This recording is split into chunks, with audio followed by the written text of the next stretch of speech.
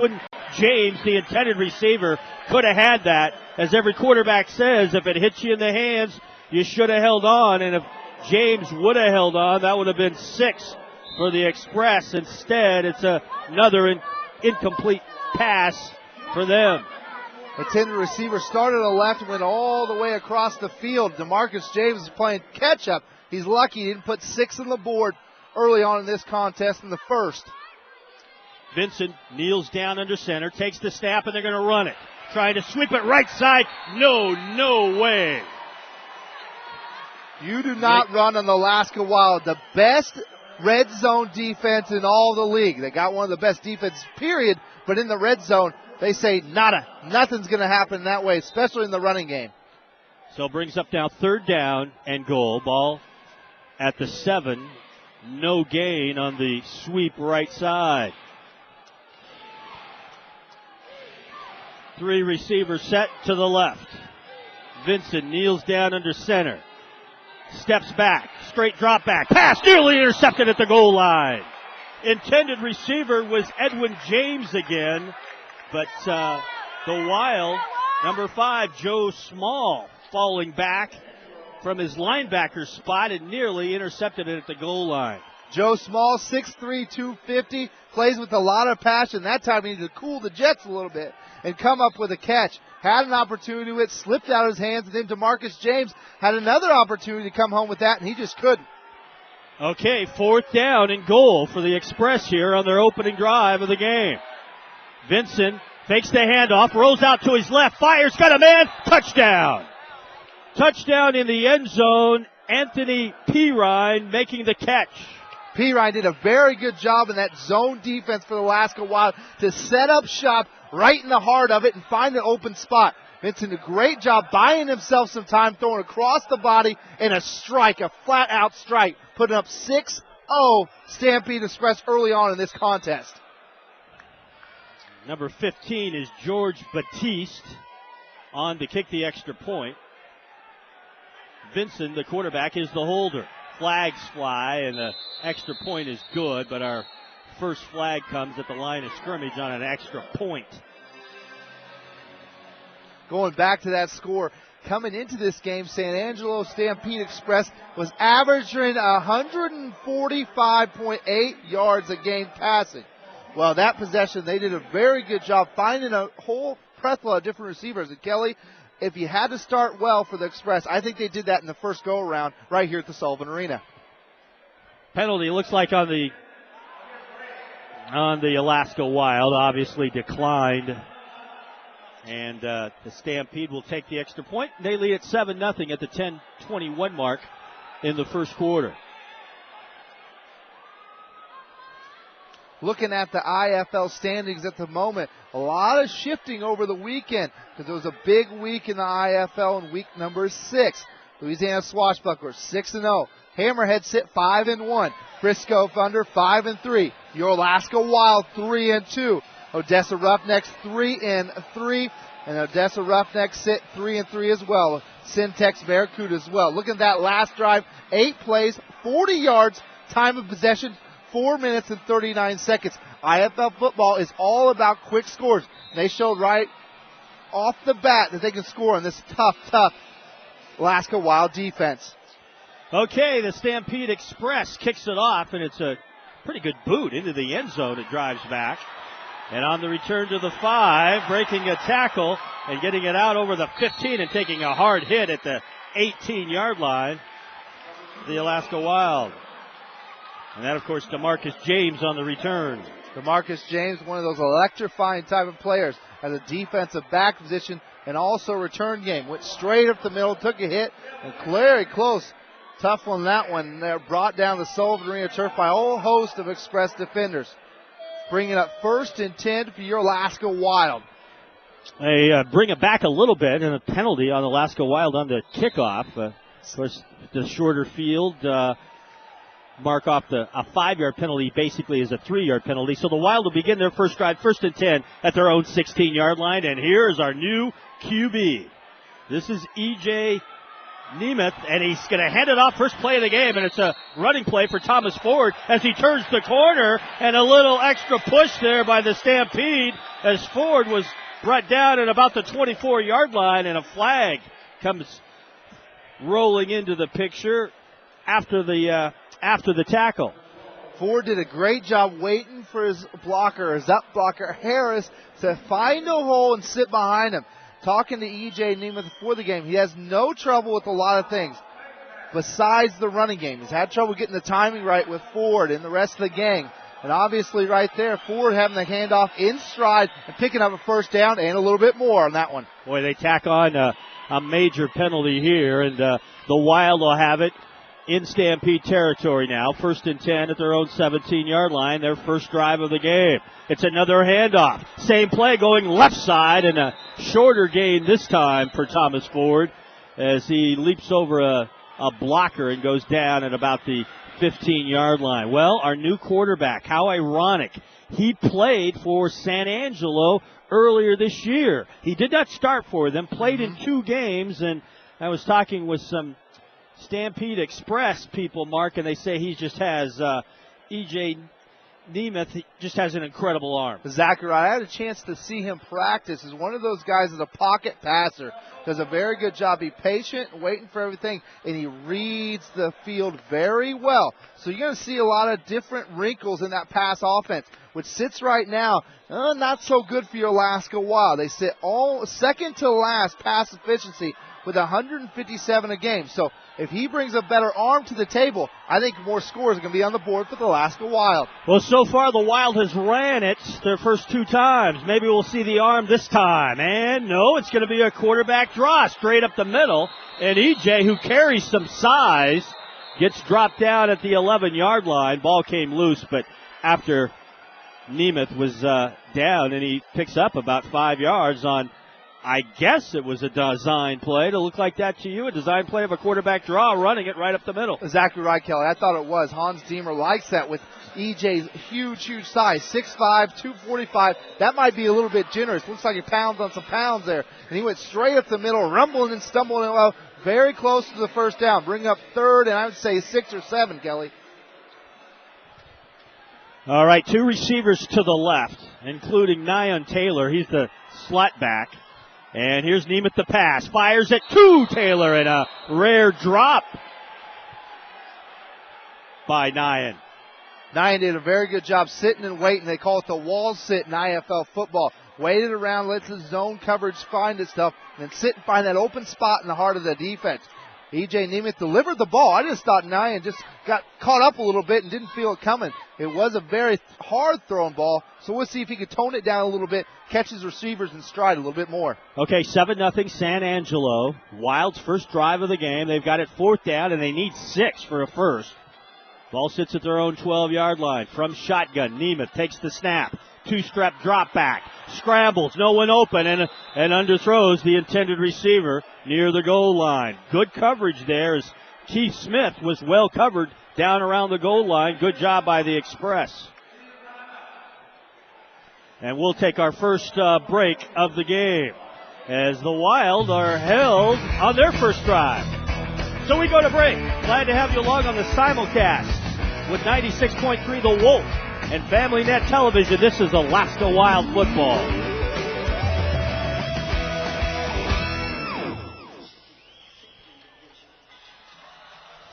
Victor Goy, owner of Goy Construction in the Valley, is offering affordable homes for all Alaskans. Drive out and see why our Rosemary model in Paradise Lake won the Matsu Home Builders Association 2007 Golden Spike Award. Custom or not, your family will appreciate the many upgrades we build into every home. Call Goy Construction in the Valley today at 373-3032. At Goy Construction, we can do it.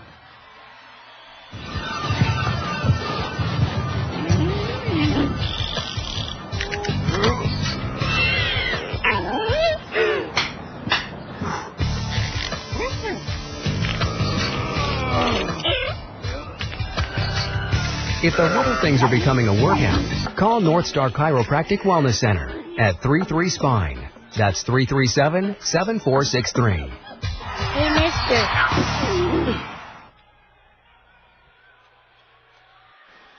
Kelly Thompson, Mark Drake, welcome back to the Sullivan Arena. San Angelo 7, Alaska Wild nothing, 8:02 first quarter. And the Express second drive of the game, they're going to keep it on the ground. Handoff to the fullback straight up the middle for a short 2-yard gain. Well, dinking and dunking right now by the Stampede Express, doing a very good job hitting something early and see if they can catch up something a little bit later. Deep ball. Stampede Express coming into a squad that hadn't been able to generate a lot of success on the offensive end of things. Different squad, though. We can't reiterate it enough. It's a completely different squad coming off a solid game last week in IFL action. That was Terrence Smith, 250-pound fullback on that last carry. Here's a short pass off to the left, juggled but brought in by number 4 out there. On the sidelines, that's Williams making the catch. Tavares Williams. Big Mal Tozy in on the tackle right there. Plays a defensive end position, but he can close in a hurry. Did a very good job setting himself up, wrapping it up, and throwing him down to the Sullivan Arena turf. Kelly, I've been very impressed with the Express ability to get underneath the deep balls. They've been doing a very good job. 10, 15 yards. Those pass routes have been wide open. All right, 3rd down and 6. For San Angelo right now at their own 15-yard line. Oh, bad exchange. Ball on the floor, on the turf, and I think the Wild have it. They do. Recovered by the Alaska Wild. Big old George Noga, 5.5 sacks a game. He leads the IFL in that category, and he takes one away right there for your Alaska Wild. Does a great job just pouncing on it, picking up the pigskin, bringing up 1st and 10 for the Alaska Wild. And it seems like they get more life as the team generates, especially the team defense, generates that excitement. Noga, all 300 pounds, fell on it. It was like a gift laying down on the turf. Don't know if the quarterback looked like he pulled out. Was the center's fault or the quarterback's fault? But the Alaska Wild will take it, and they'll take the first turnover of the game tonight. They have it 1st and 10 at the 14-yard line of the Express. Man in motion. Nemeth goes under center. He's going to hand it off on the ground for some running room. This is Gary Harris, our fullback, cutting it around the left side and taking it inside the 10 to about the 8-yard line. Talking to Hans, he really wanted to establish that for the Alaska Wild. Get the running game open, loosen up that secondary, then you have an opportunity to throw that deep ball. And we know E.J. Nemeth has a gun to toss those deep. Look for Andre Velasquez out of that backfield. Keith Smith. Of course, Thomas Ford is always a deep threat when he's able. A.J. Nemeth down under center again. Turns and it's a handoff, sweeping right side. Thomas Ford looking for the goal line. Gets the first down, almost to the goal line. Stopped at about the 2. Very good tackle there by the Stampede Express up in Thomas Ford. Very good draw play right there. Got the corner and had eyes for the 6, but upended just short of touchdown area for your Alaska Wild. Setting up 1st and goal for the Alaska Wild. What do you think of here? Maybe a quarterback draw with that big size as Nemeth. Then, of course, got Thomas Ford running and scampering around the outside. Well, the Wild basically has ran the ball so far tonight. Just one pass attempt. 1st and goal, and you're right. Quarterback sneaks straight up the middle. He's into the end zone, but a flag on the far side. The line judge threw the flag just as the ball was snapped. I could be wrong, but it looked like there was a little bit of movement up there with the Hogs up front for your Alaska Wild. Could bring up 1st and a little bit longer for the Alaska Wild, but good job by E.J. Nemeth having the nose for the goal and getting in there. No, it's going to be on San Angelo, and it's a touchdown, Alaska Wild. E.J. Nemeth, only 1 quarter of action, seeing his first touchdown in IFL history for him, and also as an Alaska Wild. Congratulations to him.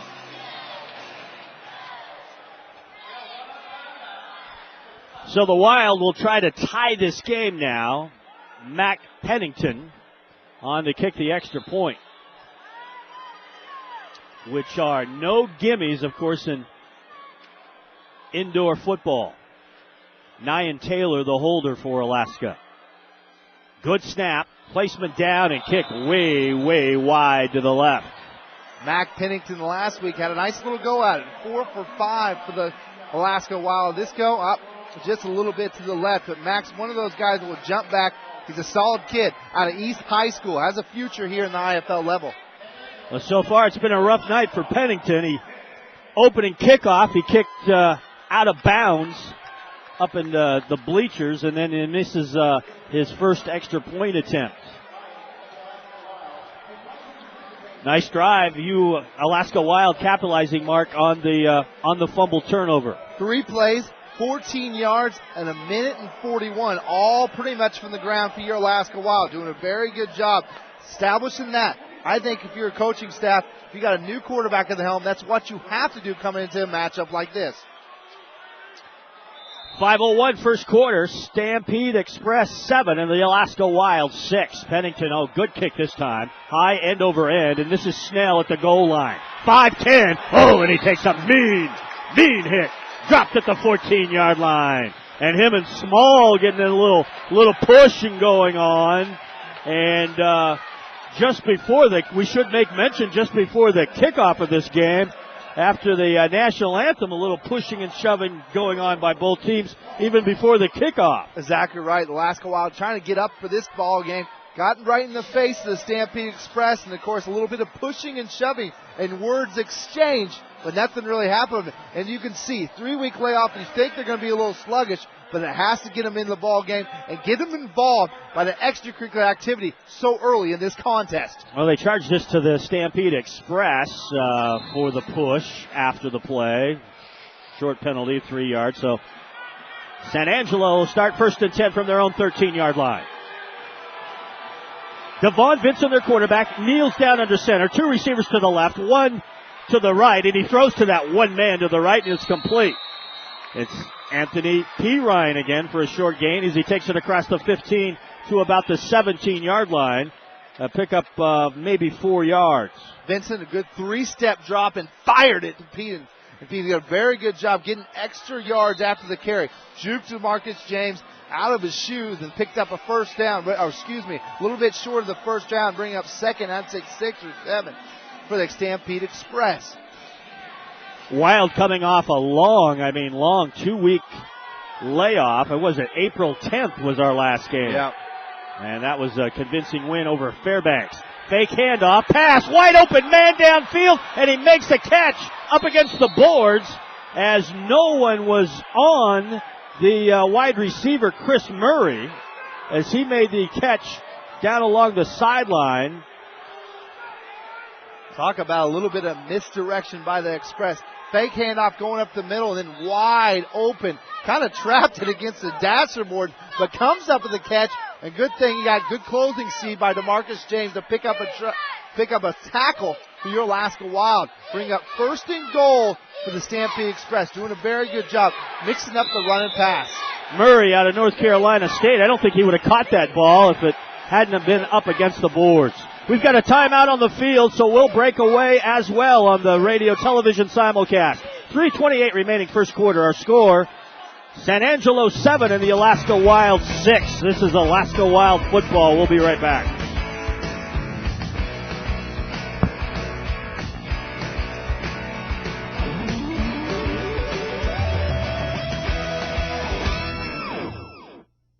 Ice and snow are 2 of the things that make our winters beautiful but can be enemies to your roof.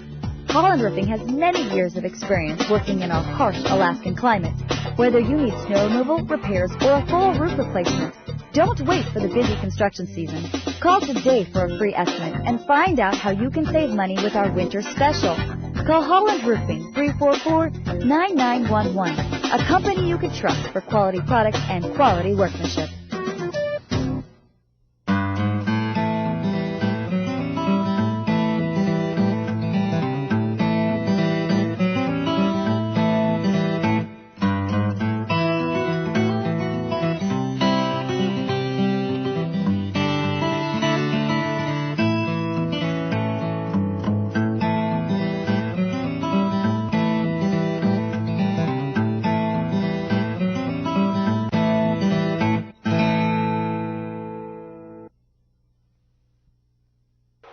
Well, while we're away, somebody needs to get these referees a clock. A timeout means a 60-second break at least, so we apologize, but as we come back. San Angelo makes a touchdown catch. Pretty good pass, Mark, right on the mark in the end zone. Exactly right. Well said. DeMarcus James had good coverage. I think James Griffin, I just think it was a perfect pass for the perfect situation. It's Antoine Corrington, number 11, who made the touchdown catch. And the extra point was no good. So remains a 7-point game. One of those contests right there. You talk about how tough it is really to get those extra points. Pennington had a little bit of trouble in his first one. Obviously, the Stampede Express are 1 for 2. It's only 10 foot across. You know, you don't realize how small it really is. So San Angelo looking for their first win tonight. You mentioned these two teams played here last year, and it was a good game, and Alaska Wild winning it. Yeah, 64-53. You were on the call, ending the 2007 season pretty much in a hideout, and I think they carried it to the offseason, picking up some big-time scores, big-time players, and bringing back that to 2008. Last drive, 3 plays, 37 yards for the TD for the Stampede Express, leading to a 13-6 lead for the Gold and Maroon. Okay, their kicker is Sean Riley. He's out of Navy. And he gets ready to kick it off to either Gentry or James back deep. And somebody jumps offsides on the kick. Boy, the officials getting paid by the flag tonight. Very quick to blow them early on in this contest. You want to see a refereeing crew that's been around for a little bit. Almost every single game we've seen this year at the Sullivan Arena. And they're quick to blow them early on in this contest on Monday Night Football, the first professional football game in history in the 49th state. Good crowd on hand, kind Very of scattered around. Looks like about, we had 3,000 here on our last game. At least looks like pretty close to that again here tonight. Upper and lower levels, and still plenty of time to get here. And here's the kick taken by DeMarcus James at the goal line. Breaks a tackle as he crosses the 10. And then about 4 guys there to pile on top of him at about the 13-yard line. Very good job swarming DeMarcus James. That's what you have to do to corral him. One of those guys, 4'4", 4'5", 40, and can get out in a burst, and he's gone for 6 easily. So they're doing a very good job corralling him. 2 opportunities for him. They've been funneling him inside, not letting him go anywhere. So the Wild trail at 13-7. Glad to have you along on Alaska's Untamed Radio, The Wolf, 96.3, and Family Net Television. 13-6. Stampede over the Alaska Wild, and the Wild will take the snap at their own 16-yard line, 1st and 10. So far, our new quarterback has not shown us his powerful arm. He stands back in shotgun does E.J. Nemeth, and fires it downfield, and it's underthrown. Good coverage as the intended receiver, actually Keith Smith, jumps over the boards on the near sideline. Keith Smith showing his speed out there. Had an opportunity to catch that one. 5'11", 195, Navarro College. Played last year for the 2007 IFL champs, Louisiana Swashbucklers. That's aforementioned the next opponent for the Alaska Wild. So he's got 2 big matchups here. Last week we saw him. He did a pretty good job at QB, didn't he? He did. It's nice to have him at quarterback and at wide receiver. Nemeth fires a nice rocket pass, and it's complete at the 20-yard line. Right on the money to Thomas Ford. And Ford able to break a tackle at the 20 and take it to the 22. And it'll be about a short or a long 4 yards for a first down, 3rd down upcoming. Thomas Ford has always been known to get yards after the catch. They call it yak, and he did a very good job there. Breaking the first tackle, getting an extra 3 or 4 yards, bringing up 3rd and very short for the Alaska Wild. E.J. Nemeth kneels down under center this time. 2 receivers to the right, and it's a shovel pass to Ford on the right side. And Ford, going for the first down, is a little bit short as he gets stopped down near the 25-yard line, about a yard short of the first down. Very good job there by Stampede Express. It looked like he had a first down, Kelly, and just was wrapped up and thrown down to the dasher boards. And very short that first down, bring up fourth and very short. Man, I thought he had it. All right. So, E.J. Nemeth under center. He's going to try to pick it up himself. He's got a big frame, big body, and he gets the first down. 6'3", 245 pounds, and he looks really every bit of those 245 out there on the field, Mark. Exactly right, Kelly. He looks like more of a mountain man than most up here in Alaska. He's got the full-grown beard, 6'3", 245, burly guy, and he barreled his way to Alaska Wild first down as the clock ticks away in the first. I was going to say he looked like he came from like the Yukon Territory. I mean, experienced dog musher almost with that full-grown beard. Last play looks like at the first quarter right here from shotgun. And pass complete out near sideline. And that's right on the money to Thomas Ford again. And Ford takes it inside the 15-yard line. Very close to a first down. And that will be the last play of the first quarter. Quite an entertaining first quarter. Alaska Wild keeping it on the ground. Let's see what happens in the second quarter, shall we? We'll break away. San Angelo leads it 13-6. This is Alaska Wild football on Alaska's Untamed Radio, The Wolf, and Family Net Television.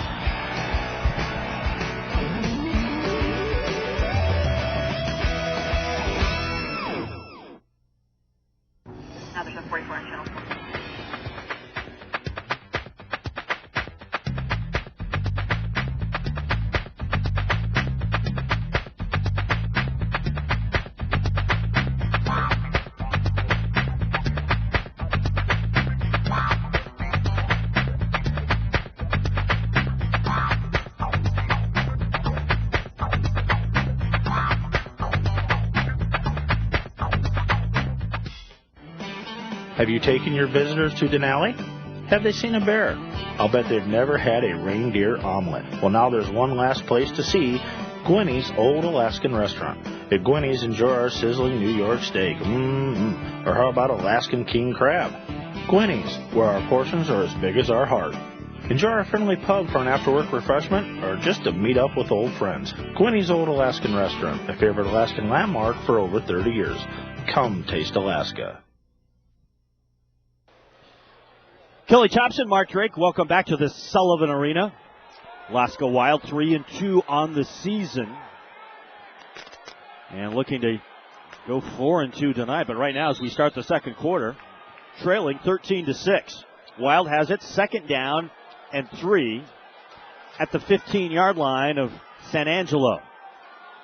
E.J. Nemeth under center. Oh, look out, backside. He gets rid of it to avoid a sack and throws it out of bounds. Boy, there was not an intended receiver, or at least Alaska Wild receiver, anywhere near the territory. But Nemeth throwing that away, as he did not see the man coming in from the backside. The penalty flag that was thrown is actually going to be one of those another legal defensive calls. Boy, these officials got that call down pat. But it's going to be on San Angelo, and it's going to probably be close enough maybe. We'll have to see how they mark it to give the it's going to be enough to give the Alaska Wild the first down. Yeah, talking to some of the players, they talk about that illegal defense call.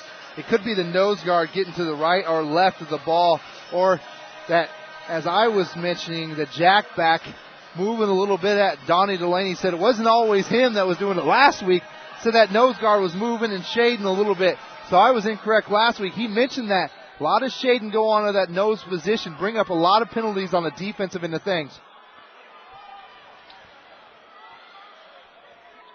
Flag, it's an official's timeout. The chain gang had a little confusion. It'll be Alaska Wild ball, 1st and 10 at the, we'll call it the 13-yard line. Just underway, second quarter, and San Angelo leading it 13-6. Wild this time. They've been doing it, switching back and forth. This time they're going to line up in a shotgun. Nemeth takes it. Pass, wide open. Nyan Taylor goes to the end zone. Hits his man head on and is stopped at the 2-yard line. Number 7, Jones for the Stampede Express. Coming up very gingerly. Looked like he slipped a little bit on the Sullivan Arena turf. Taking another look at that one. Nia Taylor, the nice little catch, having a nose for the goal, but just coming up short. Bringing up second and about 3 or 4 for your Alaska Wild. Nia Taylor doing a very good job on the outside of the offensive end of things, right next to the dasher boards, picking up yardage and picking up very close to the first down for your Alaska Wild. So it's second down. Ball sits at the 4, so 4 yards for a touchdown, about 2 yards for a first down. E.J. Nemeth in the shotgun, and another flag just as the ball is snapped. Nemeth telling head coach Hans Diemer that's going to be on San Angelo. Looking at the roster, Antonio Alicio in for Devin Harris, just inserted the game. Watch for Antonio Alicio driving up the middle, trying to pick up that first down. A big force up top. And they're going to pick up a first down for that penalty? Yes, they will. Of course, Antonio Alicio also very heavy dose of him last game. They did a very good job getting to the heart of the Fairbanks Grizzlies defense and loosening it up. Neiman's probably going to look in here like we saw the first touchdown for the last while. The quarterback sneak right off the bat. Yeah. Let's see what he does here. And no, he's going to hand it off. And it's in the end zone for a touchdown. Tony Lolicio with the 6. Lolicio, a big force right up the middle for your Alaska Wild. Stumbling and bumbling his way for another Alaska Wild touchdown. They've been doing it by the ground, and Antonio Alicio having a nose for the end zone. Very good job play calling by Hans Diemer. Just pounded inside. You kind of look at the trenches down there, and you see a definite size and weight advantage for the Alaska Wild over the Stampede Express, and it looks like with the Wild going on the ground, trying to take advantage of that. Okay, here's Pennington, who's had troubles tonight. High snap, but Taylor gets it down, and Mack comes through. Right on the money, the extra point is good.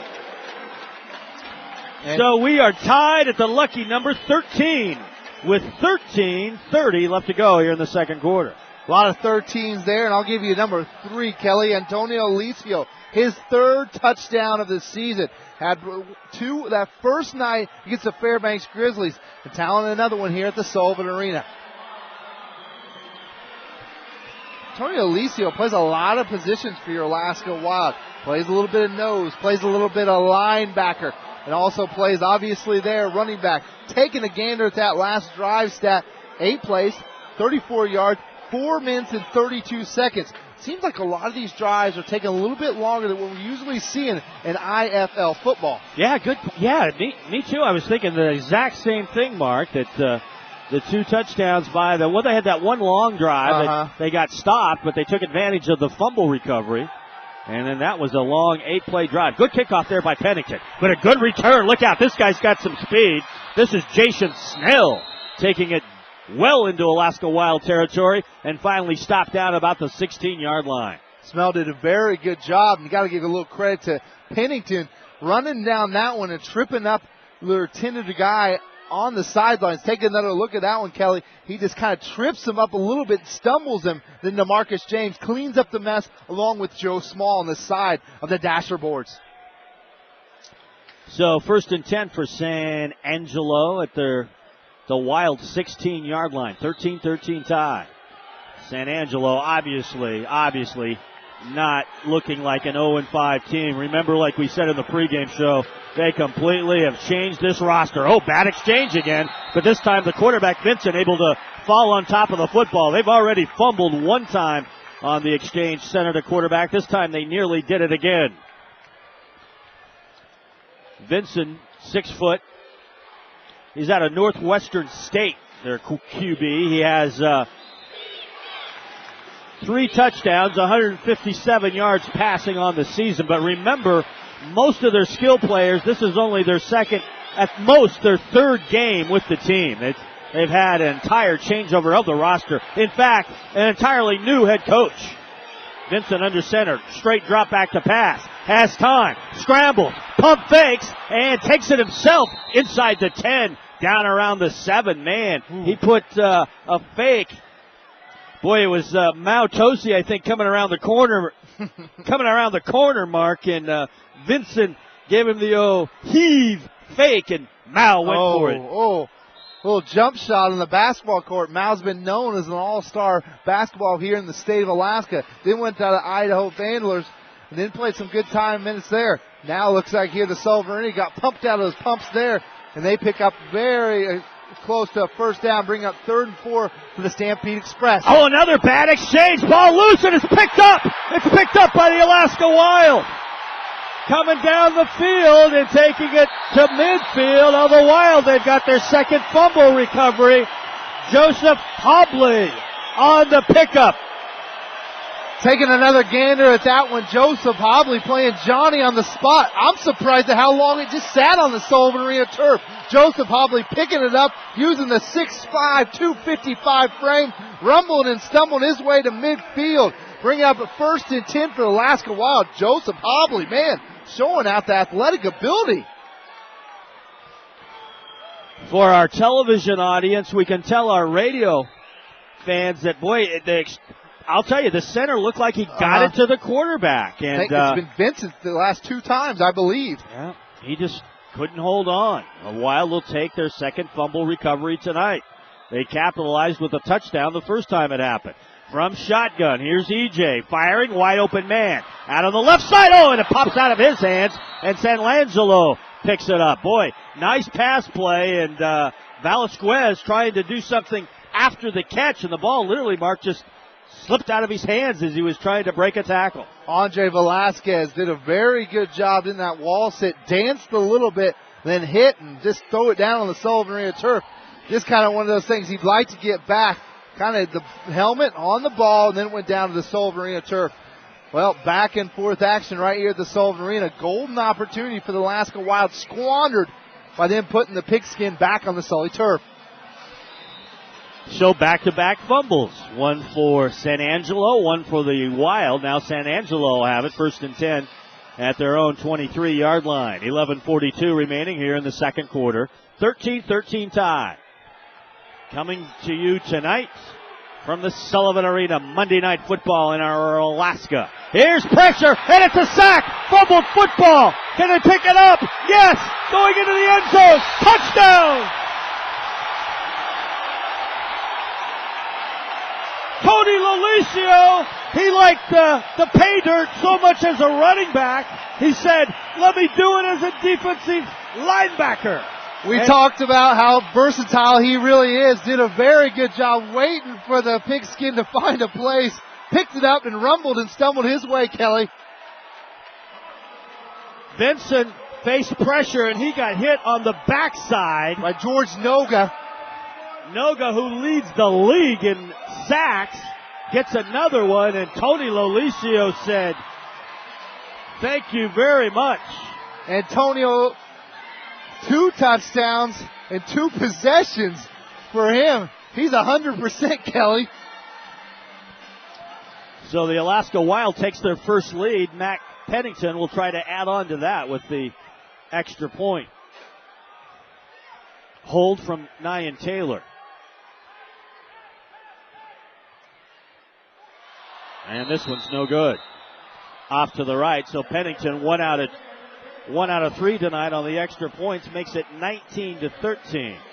Going back to that touchdown play, it was George Noga screaming off the left-hand corner. Did a very good job just beating his man, big old 76, a little bit too wide. George Noga, last year's IFL All-Star, slapping it away, put it on the Sullivan Arena turf, and Antonio Alicio playing Johnny on the spot. This has a lot of pay dirt going for his second touchdown tonight. 2 possessions for Antonio Alicio. His 4th touchdown, 2 for 2 on the night. Look at the last drive. Obviously, 1 play, yard 13 stumbling for Antonio Alicio in 12 seconds. The big guy took a little longer and expected to rumble and stumble his way for a TD. Okay, Mac Pennington to kick it off. Just one man. Jason Snell back deep. And Pennington's going to kick it out of bounds again in the end zone. Got good depth. It was halfway deep in the end zone, but out of bounds, unfortunately. Looked like nice placement there by Pennington, just a little bit long. That's what you're going to see in IFL football. They like to place it because it gives a short field an opportunity. It seems like every return going to be close to midfield. So if you can put it in the corner and let the intended receiver bobble it a little bit, you can make up some ground. So San Angelo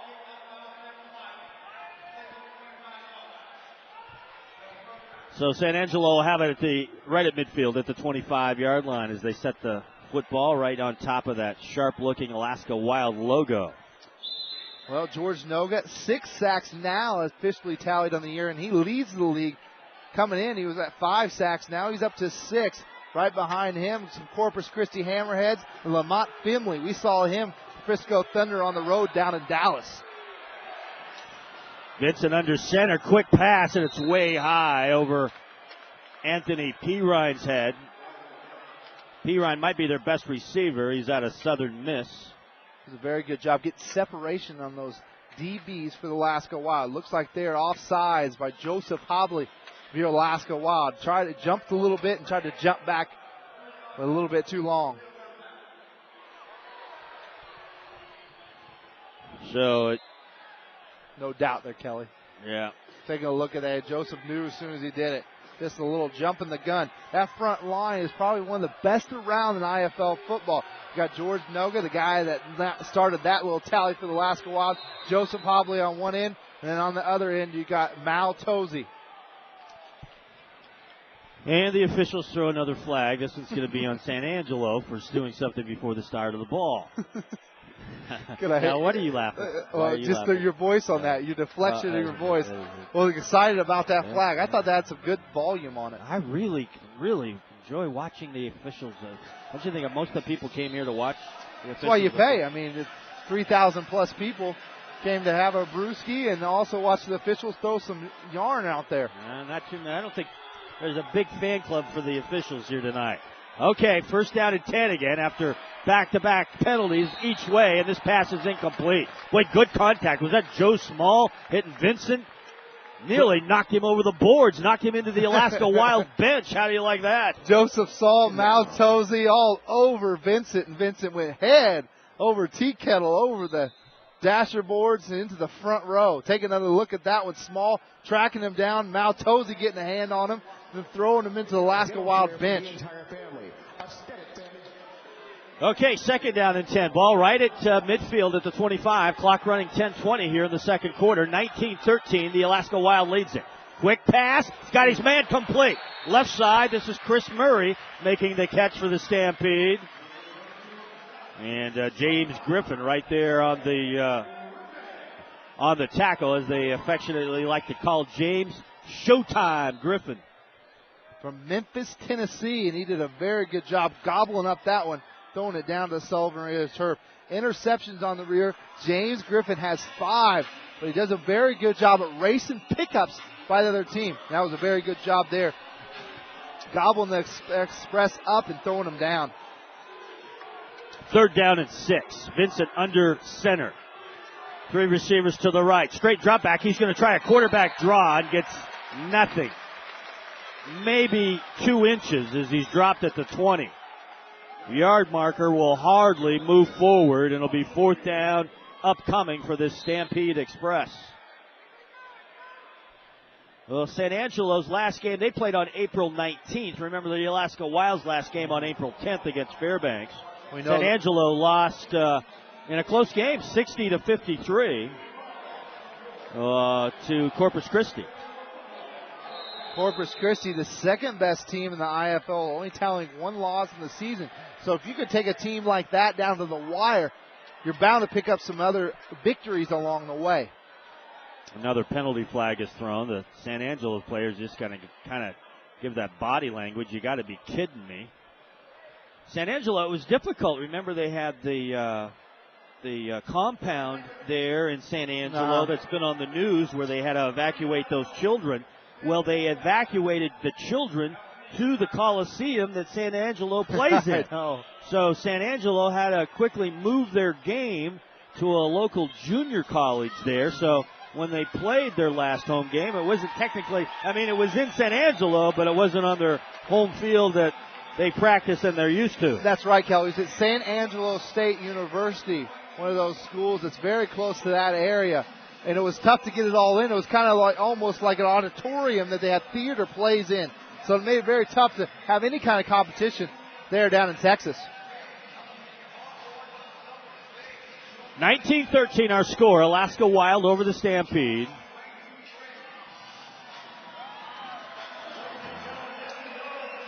So many flags thrown by the officials. I missed the signal there was a timeout on the field. If they even gave one. Fourth down, though, here for San Angelo. Big play for them. They trail by 6.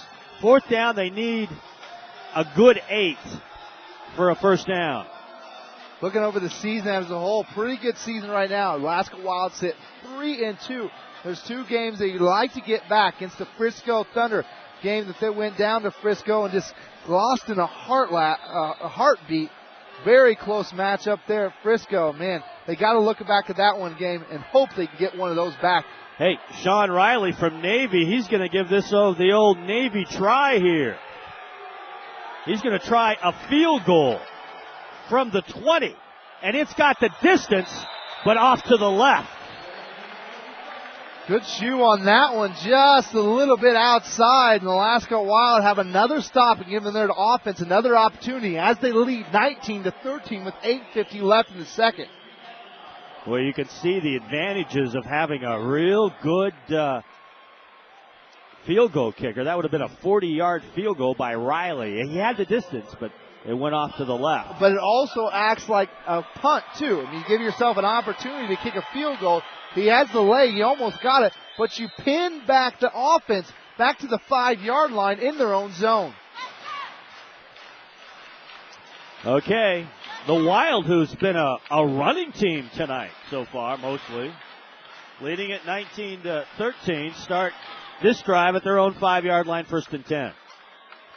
E.J. Nemeth from shotgun, where he'll take the snap in his own end zone. And firing it deep downfield, and it's picked off at the 2-yard line. Trying to go deep to Keith Smith. But back there was Terrell Bush. Taking another gander at that one.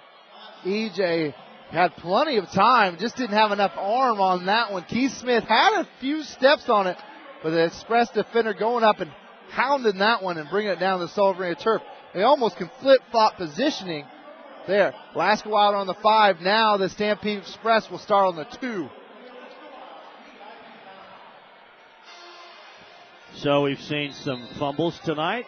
Now an interception by the Alaska Wild. That's their second turnover. They fumbled once and now have been picked off once. And the defense has just been so outstanding this year for the Alaska Wild. Ranking second in the league as of this week, comes back out on the field. Vincent from his own 2 takes the snap. Short pass, got a man. Complete out there to number 11. That's Corrington. Antoine Corrington, 6'3", 210-pounder out of Southern Miss, making the catch and taking it out to about the 10, about a 7-yard pickup.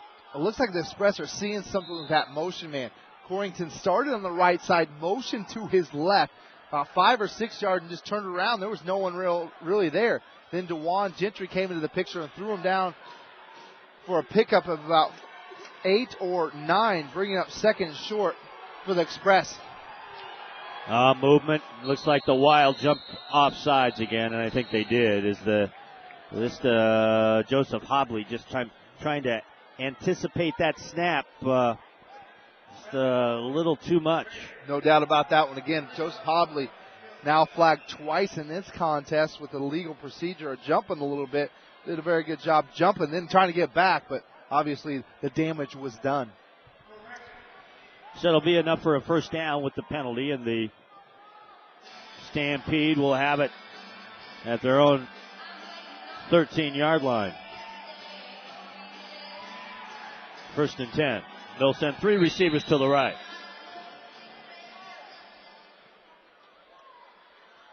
And one of the officials, I think, realized it's time for it's a Alaska Wild timeout. So we'll break away as well. Wow. 7-11 remaining second quarter. Boy, it could be a good one tonight. It looks like it is, folks. The Alaska Wild 19 and San Angelo 13. Back on the simulcast. This is indoor football.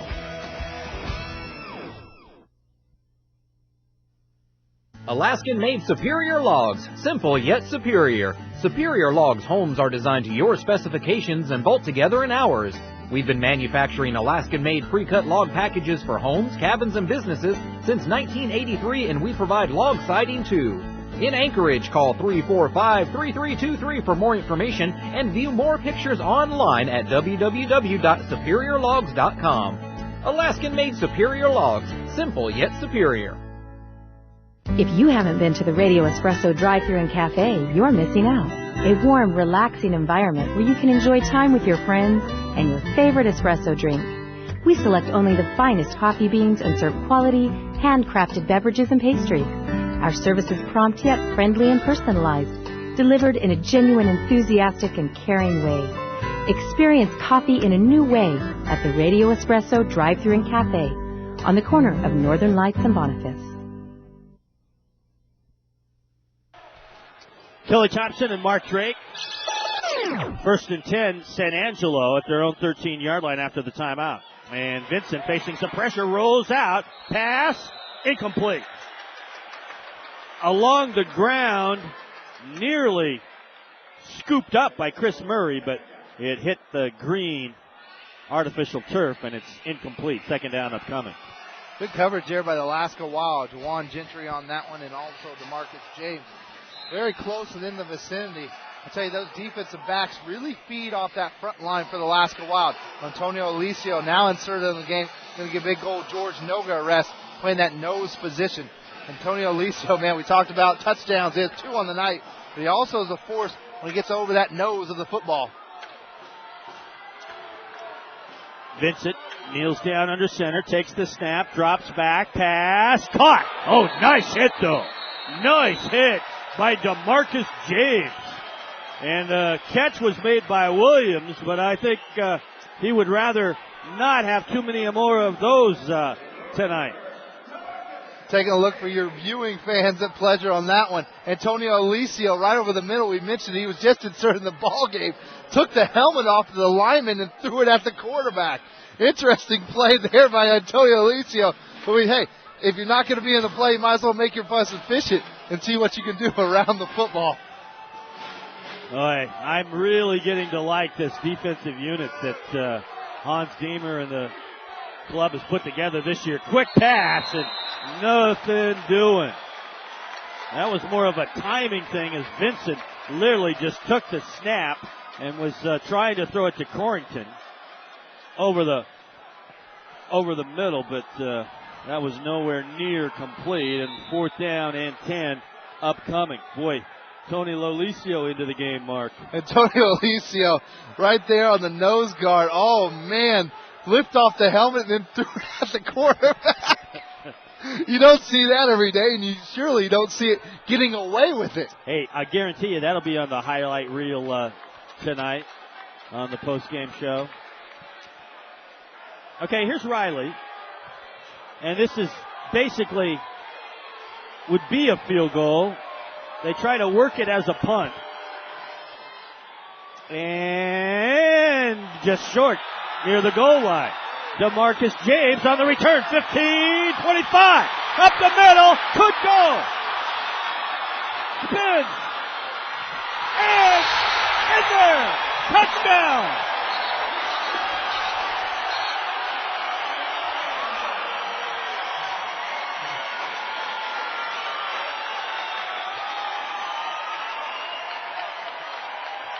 What a run back, which I'm afraid is all going to be negated by another penalty.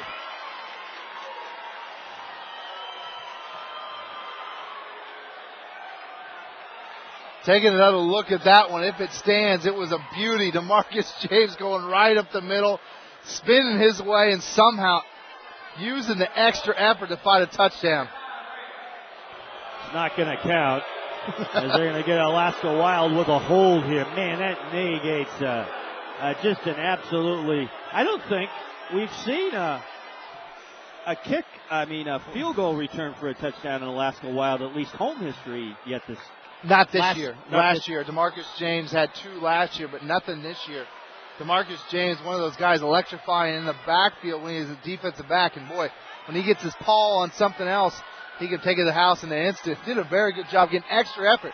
Too bad it won't stand. Yeah, so the Wild will take over at midfield at the 25. They're going to try a sweep handoff left side. Not much there again for Thomas Ford as he goes in motion. And the Alaska Wild likes that play where Ford either goes in motion right or in motion left along the line of scrimmage, and they hand the ball off to him. Picked up a couple of hard earned yards there. Thomas Ford did a very good job after the initial hit to pick up something out of nothing. Got hit close to the dashboard, regained his feet, and picked up 3 or 4 on the play. Okay, we'll say 3. 2nd and 7. And it's time for a media timeout, so we'll break away. 3:32 remaining in the first half. Alaska Wild 19 and the San Angelo Stampede 13. On 96.3 The Wolf, Alaska's Untamed Radio, and FamilyNet Television. Are you looking for wholesome reading materials for you and your family? Do you need unique and encouraging gift ideas? Located on the Palmer-Wasilla Highway by beautiful Wasilla Lake, Shalom Christian Books and Gifts offers a wide range of inspirational books and gift items. Come visit us for the Bibles and books you know us for and discover our selection of artwork, DVDs, clothing, candles, music, Life of Faith dolls and books, individual and box cards, and more. We hope to see you soon at Shalom. Oh, sorry. PC, hey, how's it going? Mac, what are you doing here? What do you mean, in a bigger picture meaning of life kind of thing? No, you're in Alaska. PC, I've been here in Alaska for years, Alaska Mac Store. Alaska Mac Store? Yeah, Mac, it's right in the name. Pretty cool, huh? No, it's not cool. So, where are the dog sleds and the polar bears? It's a little warm for dog sleds, but isn't that a bear?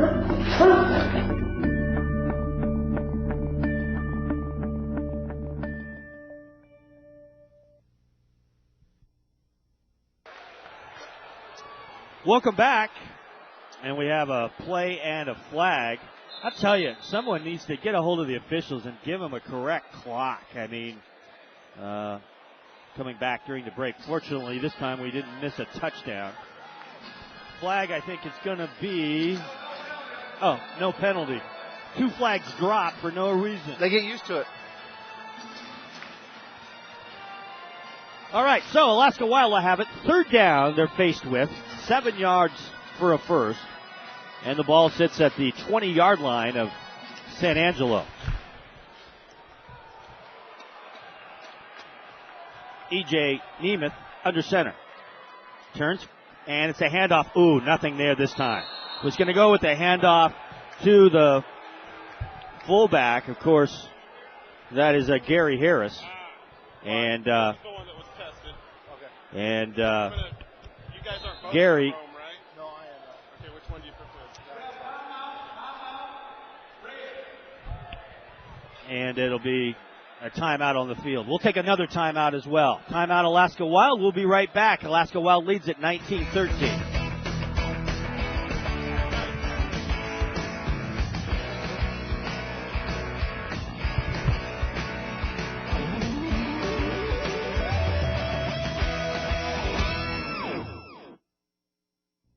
Have you ever had a diet fail because you were hungry all the time? If you have, don't worry. It's not your fault. It's almost impossible to lose weight if you're always hungry. Hi, I'm Steve Bostic. And I'm Scott Johnson. We're the creators of Bright Sides, the hunger-smashing smoothies. Our secret is a cutting-edge appetite manager called Appamine. It's in the smoothies. You drink the smoothie, it knocks out your appetite and helps you burn more calories than you take in, safely and without being hungry. And that's what leads to weight loss. We want you to look good too, so we're going to do something crazy. Call within the next 10 minutes and we'll let you try Right Size hunger-smashing smoothies before you buy them. Here's how it works. Just pick up the shipping and handling fee, try the smoothies for 2 weeks, and either you lose the weight or you'll never pay for them. Call this number to try it free now. Call now and get a free 2-week trial. All you pay is shipping and handling. Call now or visit rightsizetrial.com. Okay, welcome back. Alaska Wild, 4th down, big play. Hero coming back from the backside as Nemeth was going back to pass. He's dropped. Boy, no one could block Chico Cleveland, number 30. He's out of Alabama, Birmingham, and he came from the blind side and literally knocked the ball out of the hands of Nemeth before he could release it. So San Angelo will take over right, literally again at the 25-yard line. We've had that ball laid down at the midfield stripe a lot so far tonight. Clock a factor here, just 2 minutes remaining in the first half, and Alaska leading San Angelo 19-13. Vincent kneels down under center. He's had a problem with some exchanges tonight, a couple of fumbles. Here's a quick pass off to the right. He's got his man for a short 2-yard gain. Good defensive reaction by a whole host of Alaska Wild players as the pass was complete over there to Terrell Bush. Again, a short pickup of 2 yards, 2nd down and 8.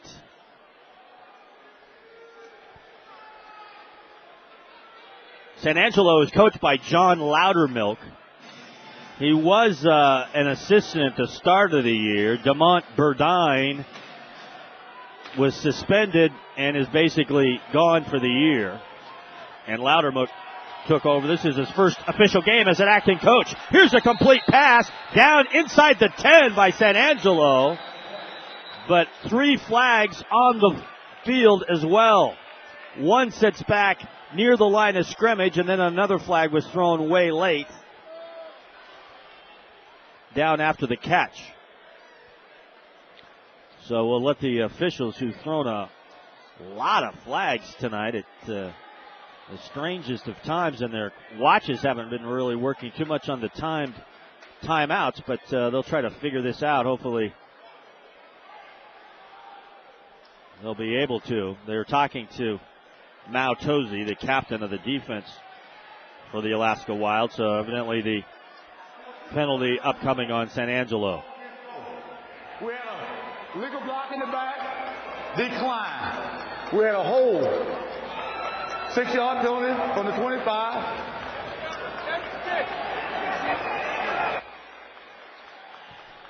So over the loudspeaker you could hear the official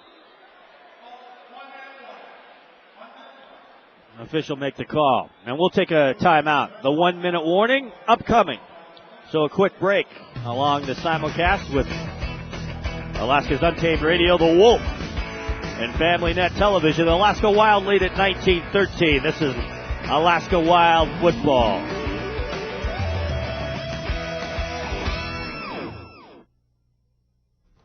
Victor Goy, owner of Goy Construction in the Valley, is offering affordable homes for all Alaskans.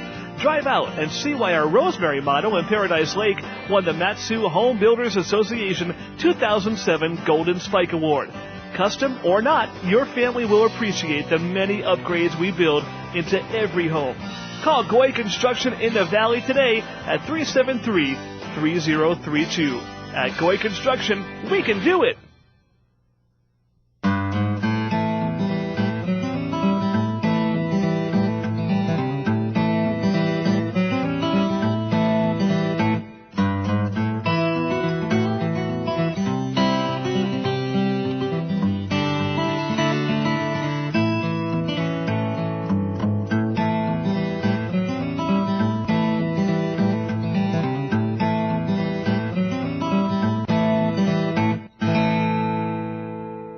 If you haven't been to the Radio Espresso drive-thru and cafe, you're missing out. A warm, relaxing environment where you can enjoy time with your friends and your favorite espresso drink.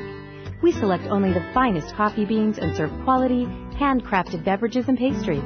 Our service is prompt yet friendly and personalized, delivered in a genuine, enthusiastic, and caring way. Experience coffee in a new way at the Radio Espresso drive-thru and cafe on the corner of Northern Lights and Boniface. You know, taking your pets for a walk is a great way to stay in shape. Walking little Dudley Stewart Snail here, DS Snail for short. Keeps me fit as a fiddle. You know, I used to have a Greyhound named GCI Cable Modem, lightning fast, just like the real GCI Internet of the same name. But DS Snail is as slow as DSL in January. Well, boy, I think we almost went 3 feet there. Whew, I'm pooped. Speaking of which...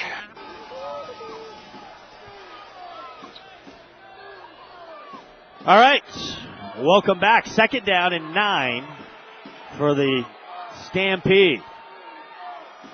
From their own 19-yard line, and movement again at the line of scrimmage. And the Alaska Wild might have jumped off sides again.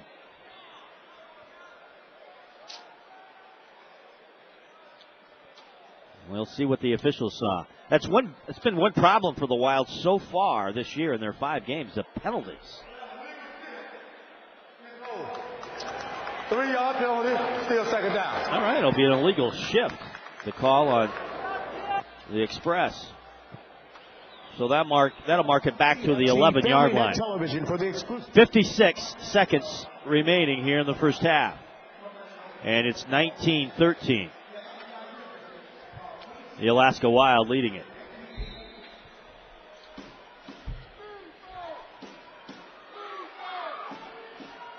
San Angelo. Man, they've got some bright yellow pants and helmets. White jerseys with the yellow numerals. Vincent back to pass. Fires and dropped. Bobbled and dropped by Chris Murray. He's that 6'4", 210 wide receiver from North Carolina State. He slipped down around the 22. But he should have had that catch. 3rd down and 10. Under a minute. Clock stops on incomplete passes. It's stopped at 52 seconds remaining here in the first half. Mark Drake has left our broadcast position here. He's down on the field, literally in the end zone. And he'll have a quick word with the coaching staff as they head to the locker room. Another timeout taken right here. Actually, we can check in with San Angelo. Is going to use one of their timeouts remaining right here. But during this timeout, shall we just keep it right here? Mark Drake down on the sidelines. Let's throw it to Mark. These sidelines, you're seeing a lot of shifting by that front line of the defensive ends. You got Antonio Alicio playing a little bit of nose, and also got Joe Small and Mal Tozy. They've been interacting a little bit, switching sides, and it's beginning to use the Express and having trouble knowing what to do. Saw on that one, Vincent said, hey, Mal Tozy, right side, Mal Tozy, right side. And they've been identifying those defensive ends to help them out a little bit on, because every time they've been dropping back for a pass, Mal or George Noga's been on every single play. Stay right there. I'm going to throw you a pass. Get ready, okay? Man, you're in the end zone. I'll try to. It's tough to hold a mic and an earpiece and, of course, the ball in the same hand. But, Kelly, I can do a lot, but maybe not that. All right. Next time we'll take you down with that helmet. We might need you to stop someone. Okay. 3rd down now. And 10 facing San Angelo. They scored first, led early. But trail by 6 right now at 19-13. Good crowd on hand, but they've been mostly quiet. Remember, the big plays have been negated by penalty flags. Movement at the line of scrimmage here, but no flag. Here's a pass play. Oh, complete 25-yard line. Look out. This is Corrington cutting back across the field and dropped down near the 9-yard line. Antoine Corrington, 210, 6'3" wide receiver from Southern Miss is where he played his college ball. Found a seam across the middle there on the Alaska Wild defense and takes it down inside the 10. Clock running, 40 seconds left. A faint crowd of defense being yelled by the Alaska Wild crowd. Here's Vincent firing. It's picked off at the goal line. DeMarcus James could go all the way. He is 50 yards the other way for a touchdown.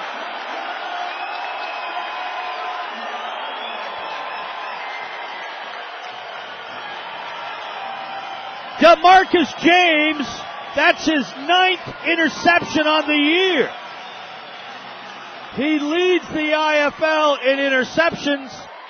2 times he's been Defensive Player of the Week in the league. And what a catch this was. Stepped in front of the receiver, the intended receiver at the goal line, and just raced along the boards 50 yards the other way for an Alaska Wild touchdown. And a happy young fan has got a souvenir that he tossed up to her up in the crowd. Okay, Pennington on to try the extra point. And it's good. So Mac Pennington out of East High School hits the point after, and it makes it a 26-13 score now with 20 seconds remaining. Mark Drake back. Let's go back down to Mark Drake down in the end zone. What a nice interception. Exactly right, Kelly. They did a very good job at seeing that offensively develop. The quarterback drew to his left and threw it back across his body, and then DeMarcus James, done like he's done all year long, snatched in front of it and ran it back to the house. Kelly, you got the stats up there. He leads the IFL coming in, and he just keeps adding to him, doesn't he, Kelly? He does. And you just really see, Kelly, how fast he really is from the field level. He just used that 4.445 speed to his advantage. That really turned things around. I was getting concerned there. San Angelo was inside the 10-yard line. And could have come away with at least maybe a tie here at halftime, but instead a 2-score lead by the Alaska Wild. Pennington takes it, kickoff to the 2-yard line. Taken on the run. Look out. This could be trouble. Breaking a tackle down inside the 5 is Jason Snell on the return. Official went down at the 5 as well. Snell showing his speed as he took that at the 2-yard line and took the return. Finally was stopped all the way back 5 yards away from the goal line. But guess what? It's not unusual. Another flag on the play. This one way away from the action over on the far side at the 15-yard line. It's going to be a hold on San Angelo. The Express have picked up a number of their share of penalties here in the first half. 13 seconds here before halftime. Remember, Mark Drake down on the sideline, so we'll keep it right here when the first half ends, and Mark will maybe have a quick word with Hans Diemer down on the sidelines. Enough time here probably for a couple of shots for the Stampede to take at the end zone. Vincent takes this snap, rolls back, rolls to his right, fires, and incomplete. Overshoots the intended receiver, Corrington, who was down around the 10-yard line. And 7 seconds now remaining before halftime. San Angelo, they are owned by Darlene Jones and Patsy McGuire. McGuire are the team owners. 2 women team owners for San Angelo and play in the San Angelo Coliseum. As we mentioned, their last game was on April 19th. They lost 60-53 to Corpus Christi. And John Loudermilk, this is his first game as officially their head coach. Let's quickly go down to Mark Drake down on the sidelines. Oh, I walked over here to get this halftime information from Hans Diemer. All these guys had all these flags over here, left and right. Everybody thinking they were even mentioned, as you mentioned so many times, Kelly, how many times the flags have been thrown. These guys hate it. Oh, we love it every time. Illegal defense red, we throw a flag. Last game, 15. We're tied for 20. Tied for 20. Obviously, you've been in the last 2 games. I can't believe how many flags there really are thrown. Last game. Last game was real bad. He's learned 3 this time. Last time it was illegal defense red, and that was it. This time we've had 3 different calls. Well, obviously you see him. Let's see how well you can throw him. Let's see it lifts it out of his hair here. There's always fun out here in the Alaska Wild football games. Kelly, back to you. All right, stay safe, Mark. Vincent back to pass and lets it fly. Caught down near the 10-yard line. Jay Williams making the catch. And quickly San Angelo takes their last time out with 1.3 seconds remaining here before halftime. Let's send it back down to Mark down on the end zone. The football game, and down here at field level, you really feel the intensity. The game, that everybody in the fans are just yelling and yelling and yelling and can't get enough of the action. But you really see how fast on that, going back to that interception, how fast DeMarcus James really is. He cut across as the intended receiver, snatched it, and went right back to the house. And boy, he was off in a moment's notice. Talking to the coaching staff a little bit during that play, they said, watch out to DeMarcus James. Hans Deemer mentioned that, and he pretty much called that one.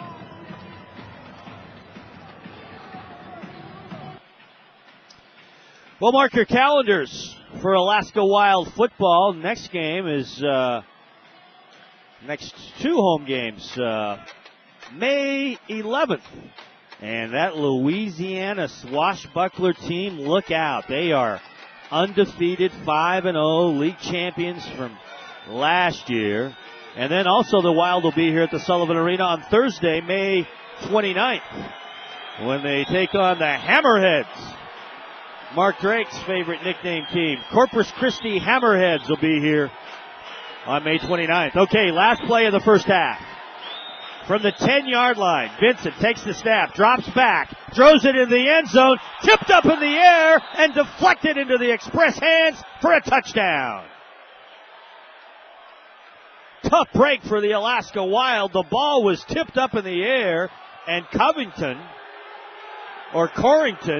Corrington, was the receiver behind the intended receiver, and basically that was a touchdown at the right place at the right time, because the intended receiver in the end zone was Chris Murray. And I tell you who feels terrible about it was James Griffin. I think it was almost James Griffin who got a hand on it that deflected it up in the air and into the hands of San Angelo, which was the last play of the first half. They'll have Riley try to kick the extra point, which he does, and it is good. So we head to halftime with the Alaska Wild leaving. Quick word with Hans Deemer, back down to Mark Drake. Well, it's pretty obvious back and forth action. DeMarcus James gets a huge INT. Then you go back and throw one of those up-tip balls, and all of a sudden the Express come home with it. Yeah, well, that's the way the game goes. It's crazy indoors. I thought we had a lot more opportunities that we kind of left on the field, but, you know, we got a new guy in charge there in the offense, so we'll be all right in the second half. We'll shake it out. If you had to grade EJ coming into this halftime talk, what do you say to him, and what do you give him as a grade overall? I'd probably give him a C. I thought a couple mistakes been by our receivers. We could have thrown the ball away, and obviously on their sack fumble there, we just missed a block. So we're going to fix those at halftime. It'll be a different story the second half. Well, thank you so much, Hans. And obviously the score is not indicative of how good the Wild have played. 26-13. Kelly, right back up to you. All right, thanks, Mark. Well, we head to halftime at the Sullivan Arena. Monday Night Football. Glad to have you along on the simulcast with the Wolf, Alaska's Untamed Radio. 96.3 FM and FamilyNet Television. Halftime score, it's the Alaska Wild 26 and the San Angelo Stampede Express 20. Halftime activities right around the corner. Stay tuned.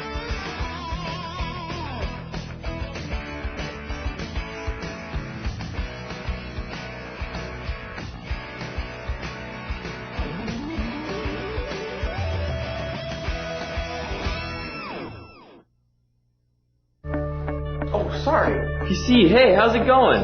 Mac, what are you doing here? What do you mean, in a bigger picture meaning of life kind of thing? No, you're in Alaska. PC, I've been here in Alaska for years, Alaska Mac Store. Alaska Mac Store? Yeah, Mac, it's right in the name. Pretty cool, huh? No, it's not cool. So, where are the dog sleds and the polar bears? It's a little warm for dog sleds, but isn't that a bear?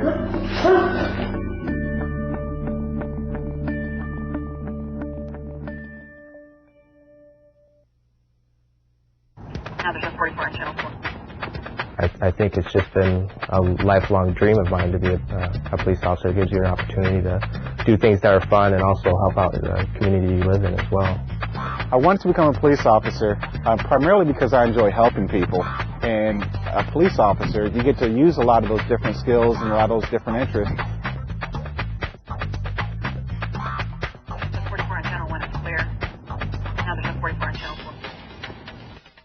Are you looking for wholesome reading materials for you and your family? Do you need unique and encouraging gift ideas? Located on the Palmer-Wasilla Highway by beautiful Wasilla Lake, Shalom Christian Books and Gifts offers a wide range of inspirational books and gift items. Come visit us for the Bibles and books you know us for and discover our selection of artwork, DVDs, clothing, candles, music, Life of Faith dolls and books, individual and box cards, and more. We hope to see you soon at Shalom. It's smashing. It's catchy. It'll steal your heart. Anchorage Glacier Pilots quit 50 games in 53 days. Summer 2008 is sure to be a real hit. Check the schedule on glacierpilots.com, then run from home to Mulcahy Stadium. Best in the nation is 5-time collegiate champions of the National Baseball Congress. Games and prizes for kids between every inning. Anchorage Glacier Pilots, the greatest show on dirt.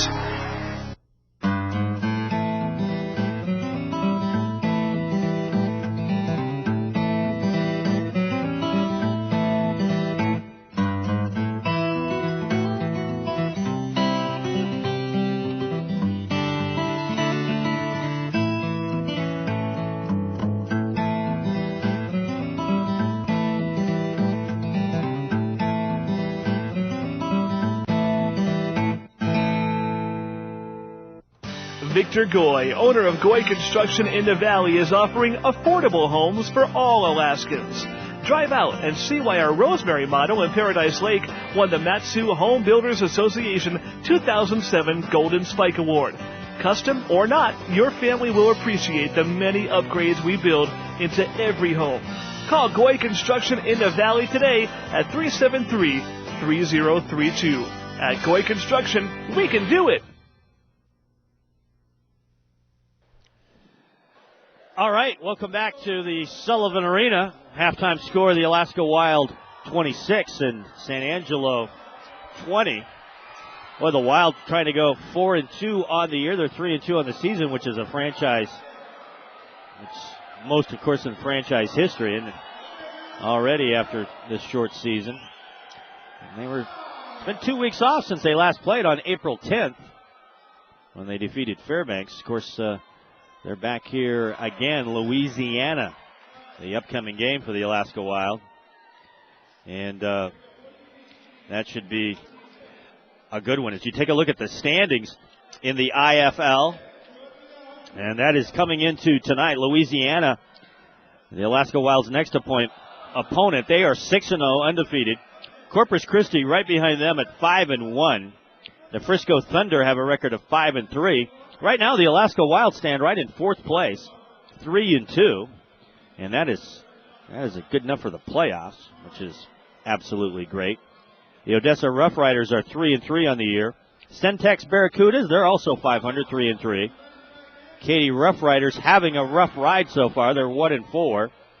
Fairbanks, the expansion club, they do have a victory. They're 1-6, and the Express here, Alaska Wild's opponent, 0-5, but as we've mentioned a number of times tonight that this San Angelo Express team, a completely different ball club. Boy, I was looking at some of the scores over the weekend, Mark. Louisiana Swashbucklers. No wonder they're 6-0. Look at what they did to the Katy Rough Riders over the weekend, 70-24. And then Centex Barracudas, they defeated the Odessa Roughnecks 85-54. And the one other game in the IFL over the weekend, Corpus Christi 55 and Fairbanks 37.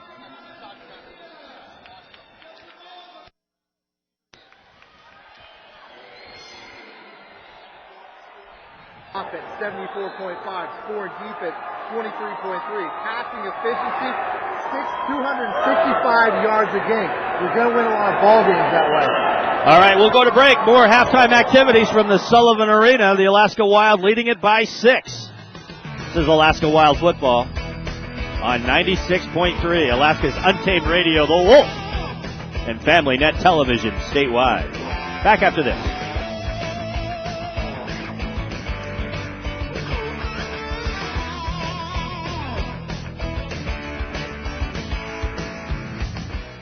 If you haven't been to the Radio Espresso drive-thru and cafe, you're missing out. A warm, relaxing environment where you can enjoy time with your friends and your favorite espresso drink. We select only the finest coffee beans and serve quality, handcrafted beverages and pastries. Our service is prompt yet friendly and personalized, delivered in a genuine, enthusiastic, and caring way. Experience coffee in a new way at the Radio Espresso drive-thru and cafe on the corner of Northern Lights and Boniface. You know, taking your pets for a walk is a great way to stay in shape. Walking little Dudley Stewart Snail here, DS Snail for short, keeps me fit as a fiddle. You know, I used to have a greyhound named GCI Cable Modem, lightning fast, just like the real GCI Internet of the same name. But DS Snail is as slow as DSL in January. Well, boy, I think we almost went 3 feet there. Whew, I'm pooped. Speaking of which...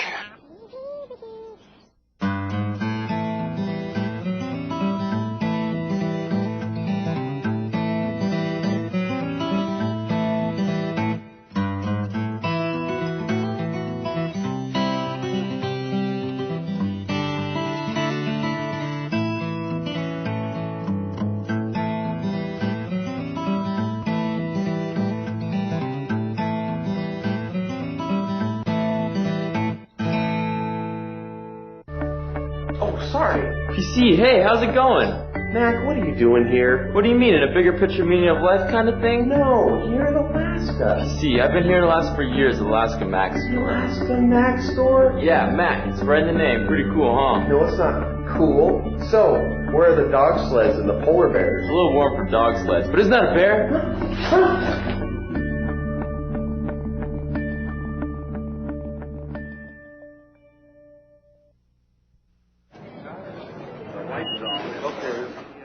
This is not what smart travelers do.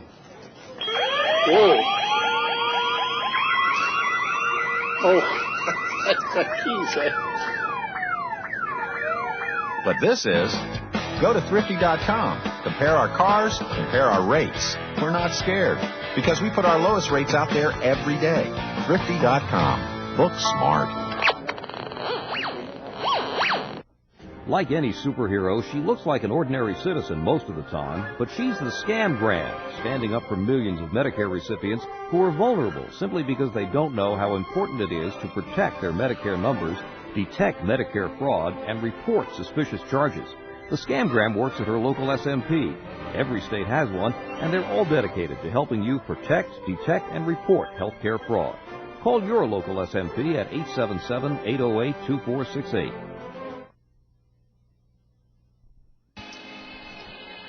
Back at halftime, Sullivan Arena, Kelly Thompson and Mark Drake with you tonight. Alaska Wild leading at 26-20, very close. Entertaining first half, Mark. San Angelo, obviously a whole different team as we talked about. Not looking like an 0-5 club. It's ironic this squad comes in a rebuilt squad because last year, 64-53 right here at the Sullivan Arena. The Stampede Express getting an L in Alaska Wild going into the offseason with a big W on a high note. And I think it propelled them bringing to this season. Where's a completely different squad? Stampede Express were in a playoff push, and Alaska Wild squandered it. Now the Alaska Wild are just flipping the script. Wild are in a playoff push, sitting fourth in the league, and looking at that midway point saying, hey, we could be a home seed coming into the playoffs. Yeah, a win tonight would be huge, sitting at 4-2. Exactly right. The defense has really played well tonight. I mean, obviously the interception return for a touchdown, fumble recoveries, and they really, I think, they could stamp them of why we lead 26-20. Alaska Wild come into this matchup averaging over 3 turnovers a game. They're already at that win with the halfway point. They're a squad that really lives and dies off those turnovers. DeMarcus James, INT, back to the house. Antonio Alicio, fumble recovery, back to the house. Those are 2 touchdowns. We could be talking about a different ball game right now if those weren't involved in the whole equation. Absolutely. Well, we'll take a break. We've got highlights of the first half when we come back. Fans being entertained here at halftime And our halftime score, the Alaska Wild 26, San Angelo 20.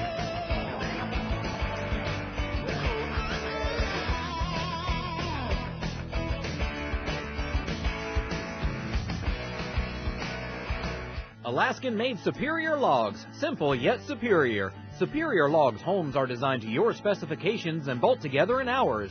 We've been manufacturing Alaskan-made pre-cut log packages for homes, cabins, and businesses since 1983, and we provide log siding too. In Anchorage, call 345-3323 for more information and view more pictures online at www.superiorlogs.com. Alaskan-made Superior Logs. Simple yet superior. If you haven't been to the Radio Espresso drive-thru and cafe, you're missing out. A warm, relaxing environment where you can enjoy time with your friends and your favorite espresso drink. We select only the finest coffee beans and serve quality, handcrafted beverages and pastries.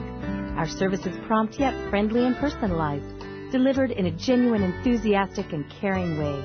Experience coffee in a new way at the Radio Espresso drive-thru and cafe on the corner of Northern Lights and Boniface. It's smashing. It's catchy. It'll steal your heart. Anchorage Glacier Pilots quit 50 games in 53 days. Summer 2008 is sure to be a real hit. Check the schedule on glacierpilots.com, then run from home to Mulcahy Stadium. Best in the nation is 5-time collegiate champions of the National Baseball Congress. Games and prizes for kids between every inning. Anchorage Glacier Pilots, the greatest show on dirt. Sorry.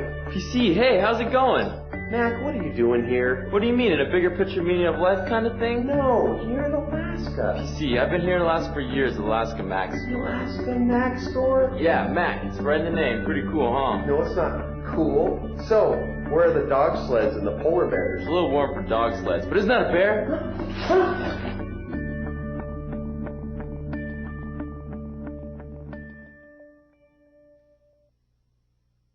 Truth is, when in doubt, read the instructions. When in doubt, when in doubt, when in doubt, when in doubt, read the instructions. I read it every day. Get the answers for yourself. When in doubt, read the instructions. Read the Bible. Find the answers for yourself. Read the Bible. This message brought to you by the New King James Version of the Bible and KAFC. It's not a typical 9-to-5 job. You have to be prepared for almost anything and expect the unexpected. I'm actually going to stop this vehicle. It's wanted in the connection with armed robberies. ABD3, send me a backup.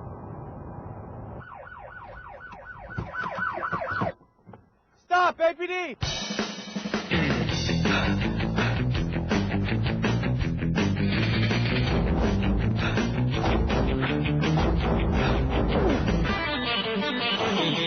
The Alaska Wild starting lineup is brought to you by the Anchorage Police Department.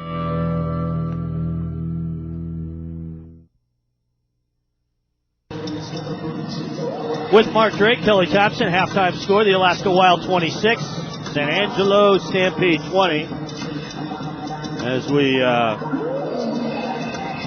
take a look at the first half's highlights, the way this game started, I tell you, before the first kickoff, Mount Tosie, he likes to, him and the Wild like to do their dance before the game, and San Angelo didn't really appreciate it too much. And both these teams, even before the game started, came face to face. San Angelo got on the scoreboard first, and it was a touchdown catch by Williams as Vincent hit him right on the money. So they scored first on their opening drive. Alaska Wild capitalizing on a fumble recovery, and they went with our new quarterback, big E.J. Neiman, who just took it right up the middle. And then San Angelo came back again with another touchdown. This was by Corrington, who made the catch in the corner of the end zone. Just got beyond James. And Tony Lolicio had a great first half. His first touchdown came on a running play as he moved into the fullback position. And Tony liked that so much after he took it in on the carry, took it in on the fumble recovery as the ball was jarred loose by Hobley, and Tony picked it up along the near sideline and hustled it in the end zone for his second touchdown of the game. And, of course, DeMarcus James, boy, what a huge play this was. DeMarcus James, who leads the league in interceptions, gets another one at the goal line and races 50 yards the other way. And then the Alaska Wild defense was digging in. Last play of the first half, ball tipped up in the air, and then coming down with it, Corrington on the catch. So that is the highlights of the first half. Mark Drake's down on the sidelines. Let's check in with him. Yeah, Kelly, those scores come at a dire need of everything. A guy that hasn't been on the board very much is Keith Smith. But he had a couple opportunities. That INT, we got a little highlight of it just a second ago. One of those tough opportunities where he just couldn't come home with it. A little bit overthrown, but if you had to grade EJ, the new quarterback for you, how do you grade him right now? You really want me to answer that? Well, you had such a heck of a game last game. You just going to see back and forth action maybe a little bit? I'm trying, man. We just got to be consistent about what we're doing right now. We just inconsistent right now. Coming into this matchup, they're 0-5. They don't play like that, though, do they?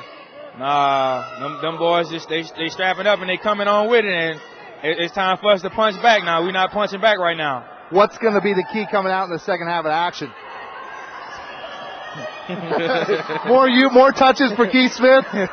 Put Smitty at quarterback. You heard it first, Kelly. Back up to you. All right, Mark. We'll take one more short break, and then teams are returning to the field. So we'll be moments away from the start of the second half. Alaska Wild leads it by 6, 26-20, 96.3 FM. Alaska's Untamed Radio, The Wolf, and Family Net Television. This is Alaska Wild football.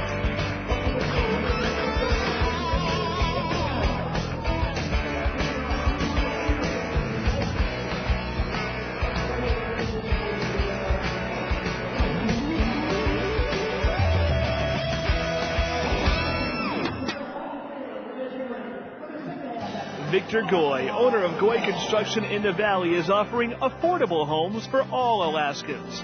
Drive out and see why our Rosemary model in Paradise Lake won the Matsu Home Builders Association 2007 Golden Spike Award.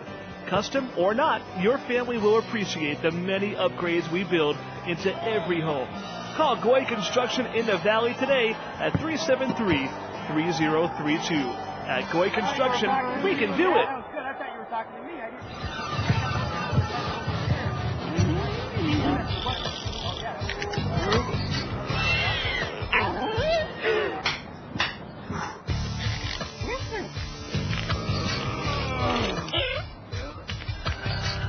If the little things are becoming a workout, call North Star Chiropractic Wellness Center at 33-SPINE. That's 337-7463.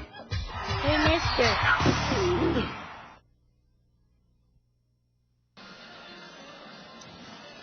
All right, teams have returned to the field, moments away from the start of the second half. Your impressions of the first half. Boy, the Alaska Wild, we kept the ball offensively on the ground. I didn't expect that much running. I'm a little surprised, too, I'll be honest with you. I know EJ has a great arm, but maybe, and I talked to Hans a little bit, he said a C+. Maybe EJ's not reading well enough to give him the opportunity or give him the green light to make some of those passes. EJ warming up there. Boy, this is kind of ironic, isn't it? He played in the IFL earlier this year against who? These guys, San Angelo Stampede. He was their quarterback for a couple of games. One game as a backup. He played in all those games, but as a backup, never saw any action besides a couple of minutes in one blowout game. So, to be honest with you, the Stampede Express is seeing him for the first time, too. Stampede Express, they had John Loudermilk is now their coach. He's well respected in the area. Coached the Houston defense last year, the Houston Cougars, a defensive coordinator.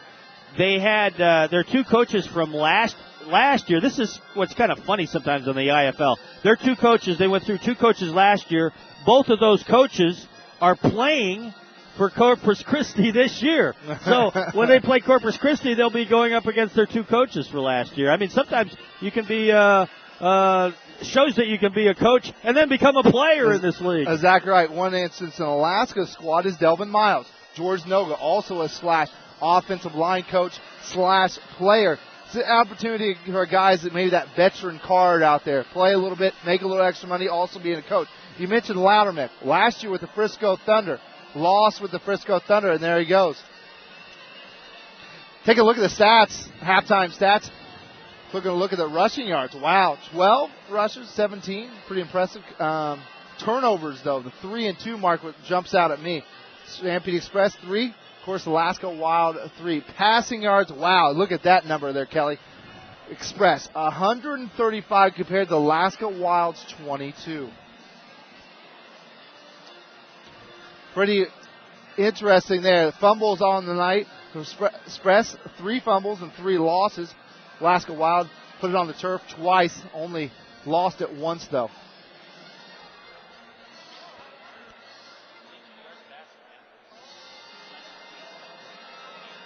It's nice, 22 yards passing. It's nice to see a number there that we got.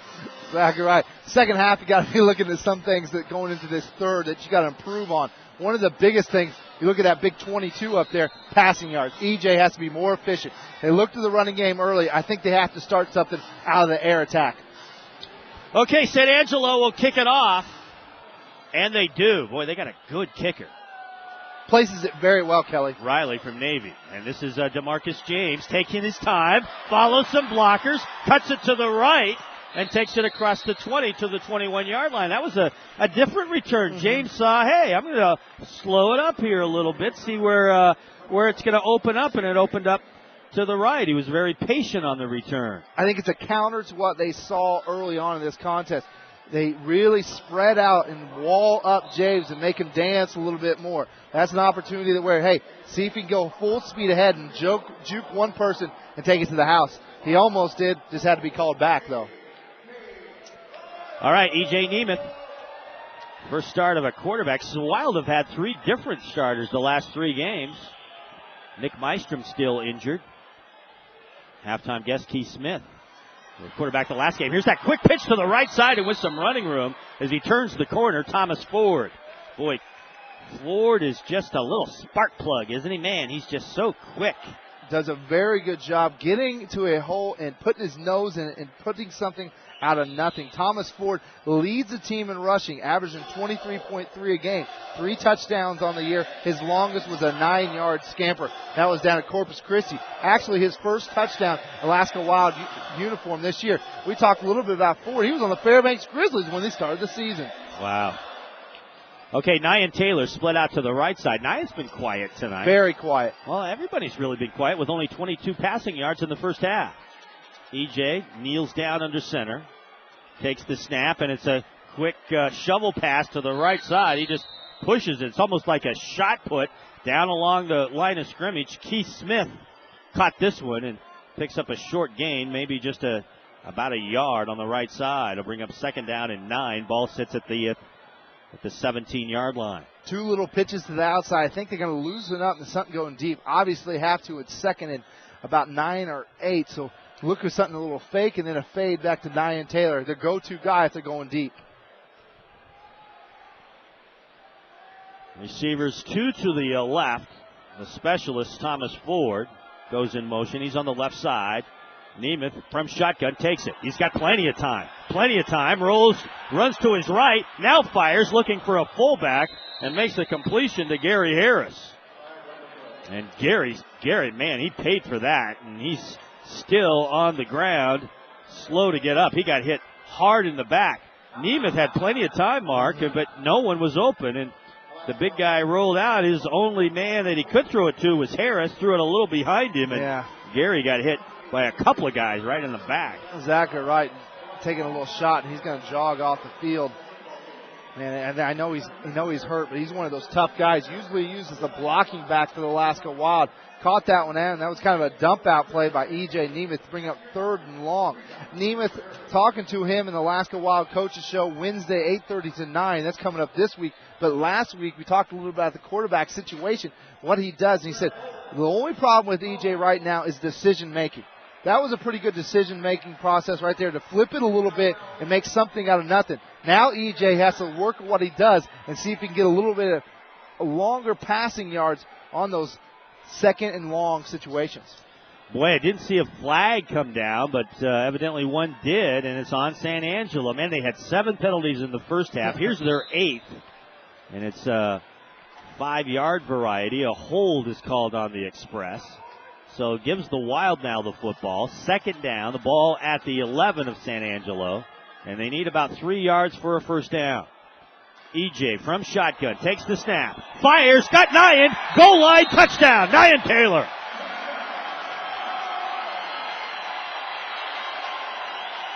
Credit that one to Keith Smith, though, doing a very good job playing a decoy right there. The defensive backer just blew up Keith Smith, leading to Nyan Taylor, wide open pitch and catch combo. EJ Nemeth to Nyan Taylor, squeaking himself into the end zone, adding to the 32-20 lead for the Alaska Wild in the third. Okay, Mac Pennington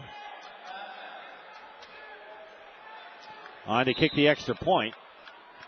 He's been 50-50 so far tonight. Exactly 50-50. Nyan Taylor's 8th touchdown of the night, doing a very good job in that red zone kind of opportunities for himself.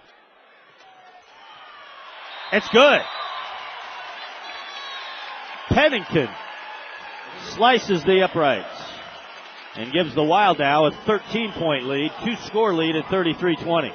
Looking at the receiving yards for the Alaska Wild on the season, you got Nyan Taylor, guy that just scored the touchdown, his 8th touchdown, averaging 10.7 yards a catch, over 214 yards. The boy does a very good job as a game, 42 yards per game. They're second worst in the IFL in passing efficiency, but overall they have a lot of weapons. Look at that last drive situation. Passes 4 yards, 29. Time of possessions, 2:36. Then right over here, Andrade Velasquez. Been quite quiet. Only 1 catch tonight. 44 yards for him at contest. Only 5 TDs, though, and averaging 14.7. They don't have a lot of, I don't say, Kelly, and we saw a little bit last year, a deep threat, you might say. Okay, Pennington to kick it off. And the one man that San Angelo likes to have the football, that's why he's the sole man back there, is Jason Snell out of Delta State. He stands at the goal line. Pennington straight up high, and it's Snell at the goal line. 5-10. Cuts to the right, breaks a tackle, and goes down at the 14. Joe Small had him for a second. He broke that tackle, but a bunch of Alaska Wild defenders there to meet him right after that. Boy, a little conversation going on here. Pennington, our kicker, and Bush, number 3. That's Terrell Bush, and that was away from the action. They got in a little after tackle argument. You got to like your kicker. Yeah. Getting in the conversation. You know he's going to be pumped up, and I bet you he's going to get a couple head pats. There's one, Okini. There's the rest of the lineman crew, and even Hans Deemer says, hey, our kicker's going to hit somebody. Lost the chin strap on the play, but he's got to be pleased. He ain't going to take that, especially at the Sullivan Arena. So it's Wild lead 33-20. All right, Devon Vincent, the quarterback, only in his second game as a starter for the Express. 2 receivers to the left, takes the snap under center, fires it out. That's a quick screen pass out to his wide receiver. And a short pickup of only a couple of yards. There he is again, Joe Small. Man. Usually say Joe's name a few more times tonight, but we'll say it a bunch more times, I'm sure. He was in on the tackle right away. Joe Small in the 3 weeks off. He went away to Europe, and he had a couple offers over there. He was entertaining, but thank goodness he came back to the Alaska Wild. Guy like that, 6'3", 6'4", good speed on him, 245. He's going to get a lot of offers from the AFL level and, of course, overseas. Second down and 6. Vincent takes the snap, drops back, fires, got a man, complete at the 13-yard line. Threw it right on the money out there to number 4, Tavares Williams. Then Williams got a little spunky after the catch, and a flag flies. I'll tell you one thing, this offense for the Stampede Express done a very good job moving the football, but all of a sudden they just keep shooting themselves in the foot right there. Williams a big-time catch, then picking up a flag right after that.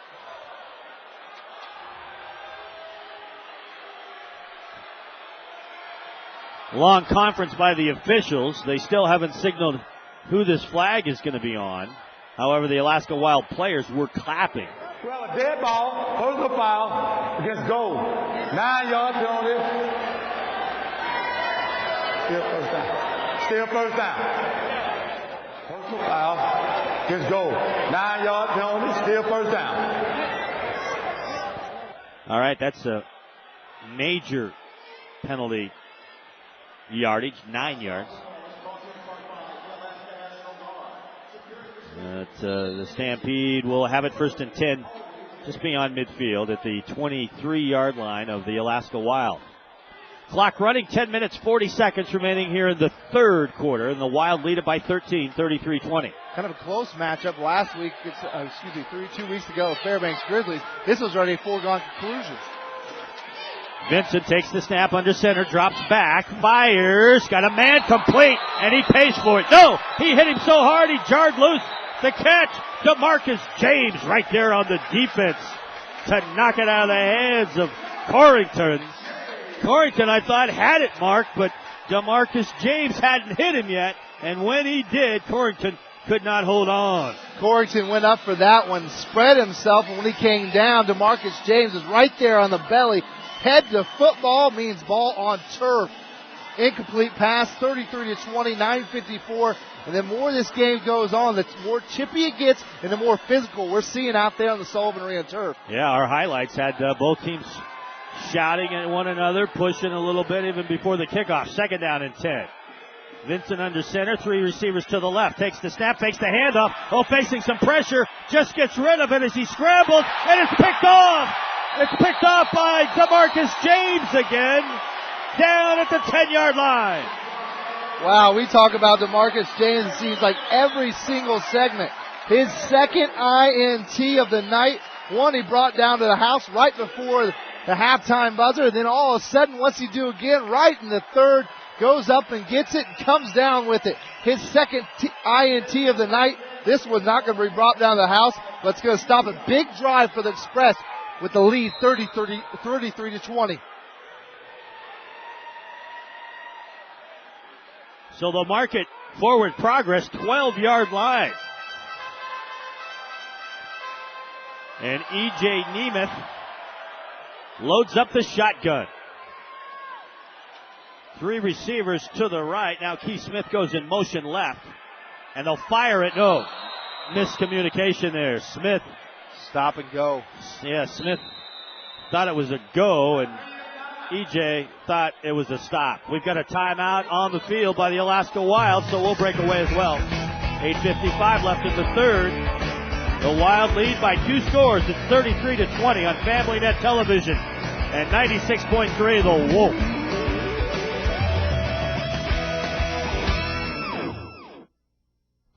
Victor Goy, owner of Goy Construction in the Valley, is offering affordable homes for all Alaskans. Drive out and see why our Rosemary model in Paradise Lake won the Mat-Su Home Builders Association 2007 Golden Spike Award. Custom or not, your family will appreciate the many upgrades we build into every home. Call Goy Construction in the Valley today at 373-3032. At Goy Construction, we can do it.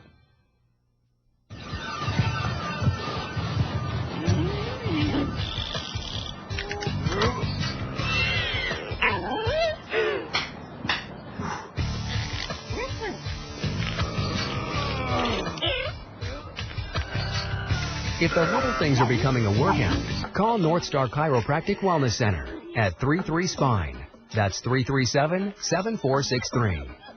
Hey, mister.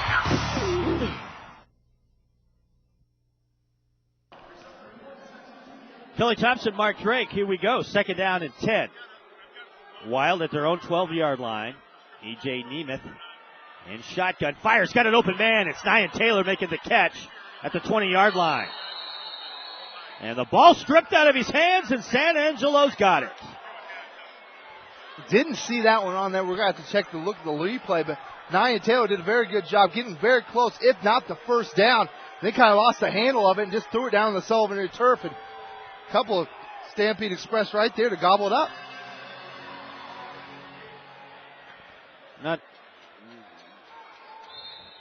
take another look at it. That was a pretty good pitch and catch combo, but Bush for the Stampede Express just kind of ripped it out of there. Yeah, he did. And threw it right down to the Sully turf and bringing up 1st and 10 the other way now. Express trying to close on this gap 33-20. 2 scores comfortable. 1 score, you're biting your nails, so the Alaska Wild digs in here on defense. Vincent takes it, backs up, fires. Oh man, wide open off the left. He hits him and he makes a nifty move and gets it down inside the 10-yard line. That catch out there made by Chris Murray. And he's Murray out of North Carolina State, but man, Mark, he was wide open. Exactly right. Did a very good job underneath and saw what he could do.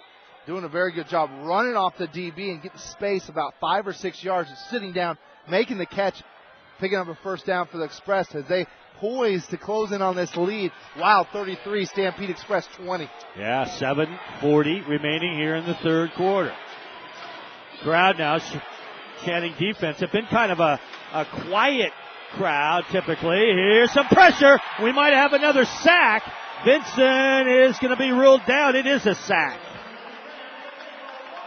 They're looking at that again. They're going to see what they mark it as. They might have had a knee down, and I think they are going to mark it as a sack. They're going to bring that ball back. I think his knee was exactly down on that one. Nowhere he could throw the ball, but if he is outside the pocket and vacated, he can throw it pretty much anywhere, and he did exactly that. Bringing up, looks like second, an eternity almost, for the Stampede Express. I think Noga leads the team. I think he leads the league. Leads the league in sacks, yeah, with 5.5 coming in. He's already tallied 1 tonight. So that's his second for him tonight now. Okay, second down. It almost is better because it gives the team more space to get an opportunity to throw the deep ball if they're back in that red zone opportunity. And here it is, knocked away at the goal line. What a nice play by DeMarcus James. What a night is he having on the defense tonight. It was 2nd and goal from the 16, and they fired it to the goal line, and James just right there to knock it away. Boy, he senses when the ball is going to be there, and timed it perfectly as they were trying to get the ball out to Chris Murray. Great camera work and great defense. DeMarcus James just putting a paw on it, slapping it out of the Express hands, throwing it down. And boy, if he wasn't there, Dewan Gentry, and of course, who else was there on that play? But they were about to blow that up as well. Donnie Delaney in on that one. From the 16 again, 3rd down now and goal. Vincent stumbles back, throws, and he's man paid for it. He knocked him out of the stadium. Knocked him over the boards. DeMarcus James again on the hit. We haven't talked about anything as a player of the game, but I tell you one thing right now, DeMarcus James has to be the Zwanny player of the game honor as we speak, blowing that one up and also swatting away, and also 2 INTs on this very young night. James literally hits Williams, who made the catch and then took him over the boards. And Williams is saying, thank goodness it's padded. Now 4th down, and they're going to try a field goal here. Very good stop for the Alaska Wild. Look at the scoreboard. At this point, it could be 26-33. Now they're setting up for 3. Sean Riley from Navy. And he missed it. Off to the left. Big time stop for your Alaska Wild. 33-20. And I'll tell you one thing. We talked about the crowd not being in it. They're rounding ovation for the defense because they're doing a whale of a job. 25-yard field goal attempt. No good. Riley, a rough night, 1 for 3, an extra point activity.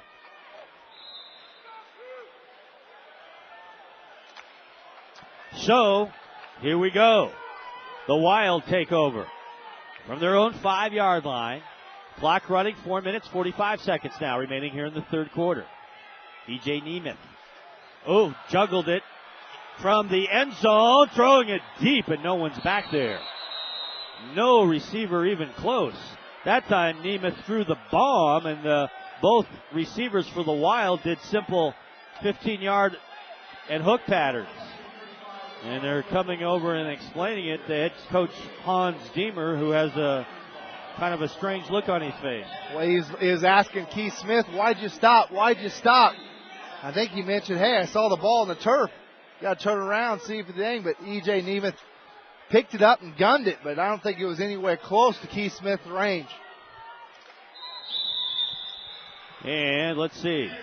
And we have a media timeout, so we'll break away. The 4-minute media timeout. 3:59 remaining. Third quarter, we'll break away. Alaska Wild 33 and San Angelo, the Stampede Express 20 on the simulcast with Alaska's Untamed Radio, the Wolf, 96.3 FM. And statewide on Family Net Television.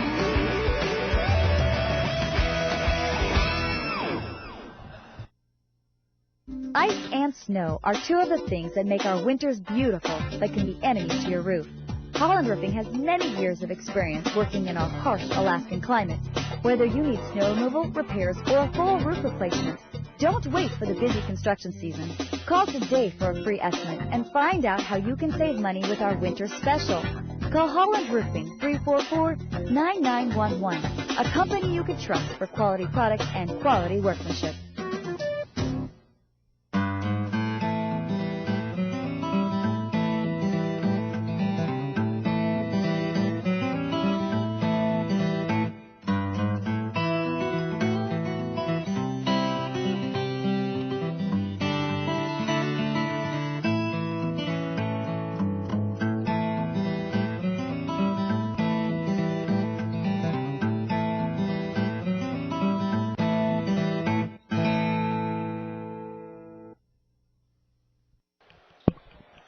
Well, we're back. Alaska Wild ran a play, and flags flew on the far side.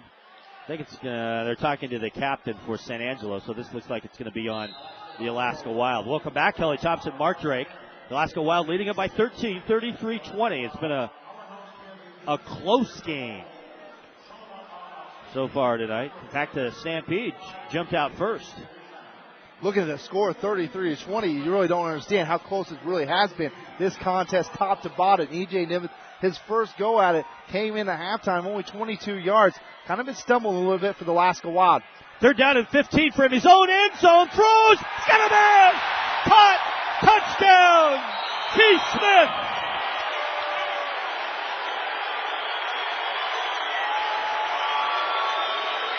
E.J. Nemeth, we talked about his gun in the pregame show and finally showing it off.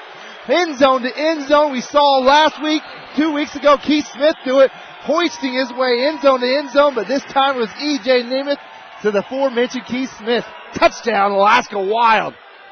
Smith ripped his helmet off, and boy, I could tell when you were interviewing at halftime, Mark, man, he was, it was hard to contain his excitement, man. He was looking to get out there as the ball just cleared the defender on San Angelo. And then, man, a wicked late hit on the play. Just flat out blatant. You know, that should be almost an ejection, wouldn't you say? I would have to say that. We saw an ejection 2 weeks ago against the Fairbanks Grizzlies, and that was by far worse. Because, I mean, Keith Smith had his back turned. It could have been more of an injury. Pennington's extra point way off to the left. For our radio audience that couldn't see it, Smith had scored, was in the end zone, and James, a defensive back, just came up and just hit him in the back. Blatantly leveled him. Yeah, leveled him in the back while he was in the end zone, and he wasn't even in the process of really celebrating the TD. You looked at that, it was old Salas play where he kind of was celebrating, had the ball kind of low, and he thought that maybe the Stampede Express could come down and knock it away before he hit the end zone, but all of a sudden, there it was, Keith Smith getting smashed from the back, a blatant hit. I believe he should have been ejected. Last drive, 3 plays, yards 45, all on one play pretty much. Time 1:51, but you could have said 2 or 3 seconds. E.J. Nemeth showing off the gun to Keith Smith, the former quarterback 2 weeks ago. Okay, 3:02 left here in the third. 39-20 now, Alaska Wild, as Pennington high end over end kick, and this is Snell taking it on the run at the 5. 10, slips down, flags flies, he slipped down at the 14. No doubt about that one. The block in the back, it looked like on Joe Small, and it's going to bring that return of about 5 or 6 yards back, 3 or 4 yards on the block in the back, bringing up first and long in red territory. Well, the Stampede Express, man, they're up at over double digits, I'm sure now, in number of penalties for them tonight. Overall, it's been a very dirty game, wouldn't you say, Kelly? We talked to some of those fans. They've been noticing, too. It's been a little bit of a long game overall because all the flags. Been a little chippy for both sides. It didn't take long to get chippy, though, did it? Yeah. I mean, the pregame warm-ups, they were going at each other top to bottom, sizing each other up. She talked about a little bit the dance that Mal Tozy and his group does. The Pride program used to do that before the games. Now the team does it. They do not want to have any sort of pregame activities where they say the name. It's one team, one squad. They like to come out as one. So the penalty marked off on San Angelo. It'll set it way back. Negate a pretty good return. It was out to the 15. Now with the penalty, it'll be marked just outside the 5. Their own 5. Clock running, 2:50 left to go here in the third. Offense have been quiet for San Angelo. Vincent takes the snap, drops back, throws out to the right. He's got a man, and flag comes in. I think a face mask might be upcoming for the Wild as a quick pass was out to Anthony Pirine, who was active early. That's his first ball he's caught in a long time, but add a little to it, I'm sure, here because the Alaska Wild with the face mask. Kelly, no doubt about that. Donnie Delaney getting charged with that one. Put the ball on the face mask. It'll be a 5-yard penalty. They're going to walk it off as we speak. Bring it up at first down for the Stampede Express. Not a lot of first downs for that offense. Kind of been sputtering coming in. They were last in the IFL, and you saw why. Really top to bottom, you see them kind of swimming. But it doesn't say enough about the Alaska Wild defense. I think their front is so much better than last year. Of course, the defensive back crew has been just reworked with James Griffin, Jawan Gentry, and, of course, Donnie Delaney from last year's squad. And I think one of the unsung heroes of this whole squad, Jawan Gentry. Well, with the penalty on the face mask, now it'll be 1st and 10 for the Express at their own 20-yard line.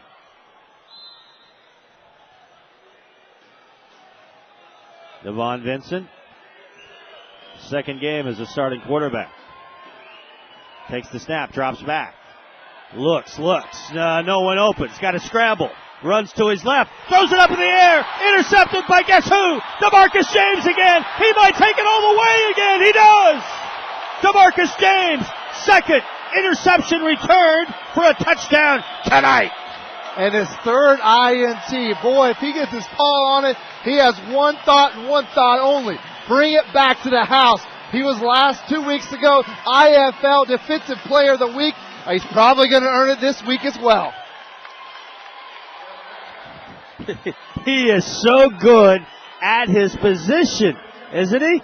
He's like stalking back in the woods, and he knows when to come out of the woods at the proper time, man. He read that one. He was like a center field or a deep safety.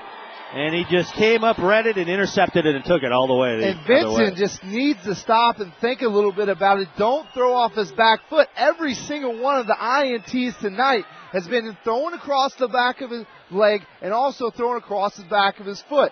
So it's going to be an opportunity where the Alaska Wild are going to capitalize. Wild's going to try to go for 2 here.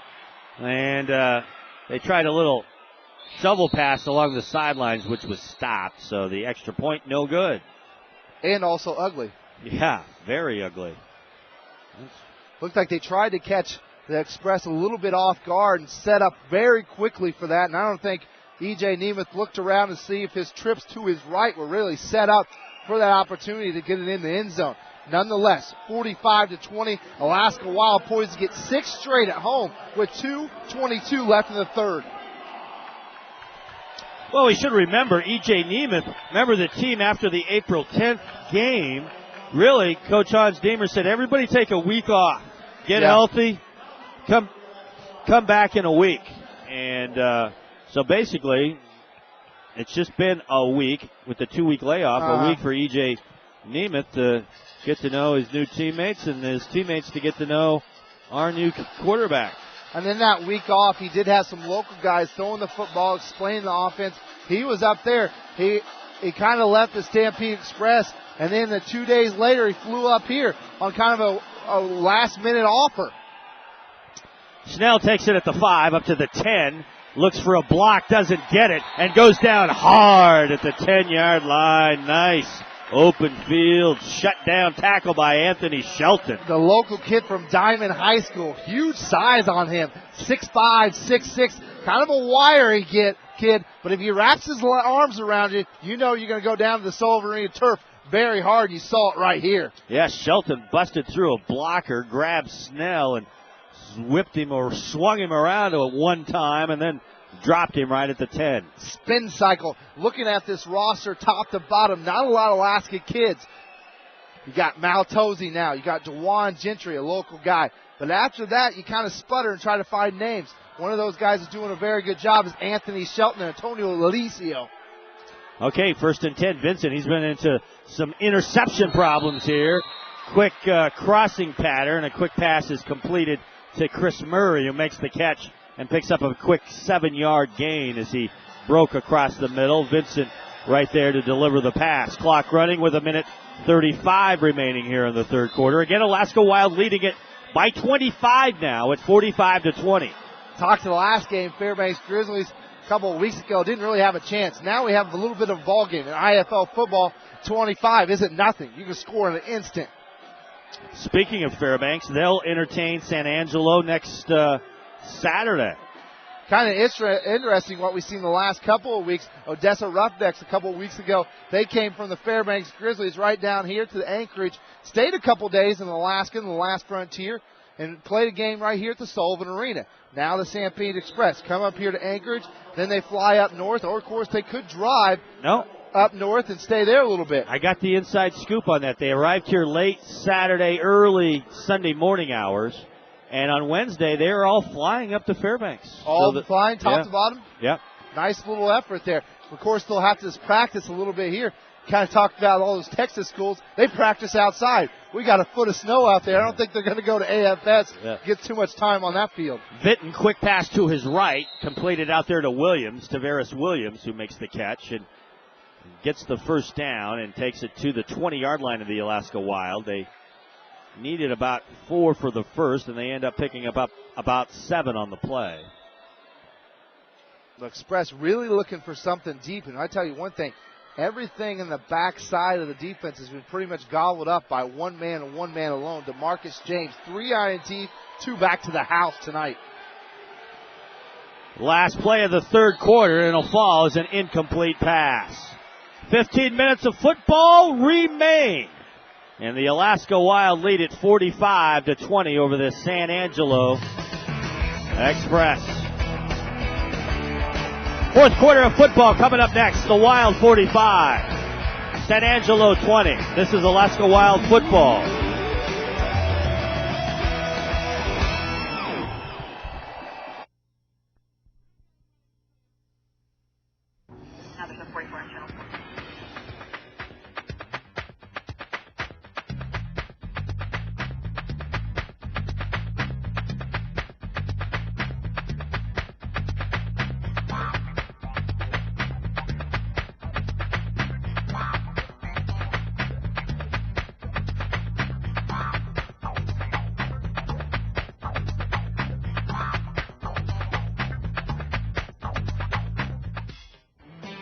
Have you taken your visitors to Denali?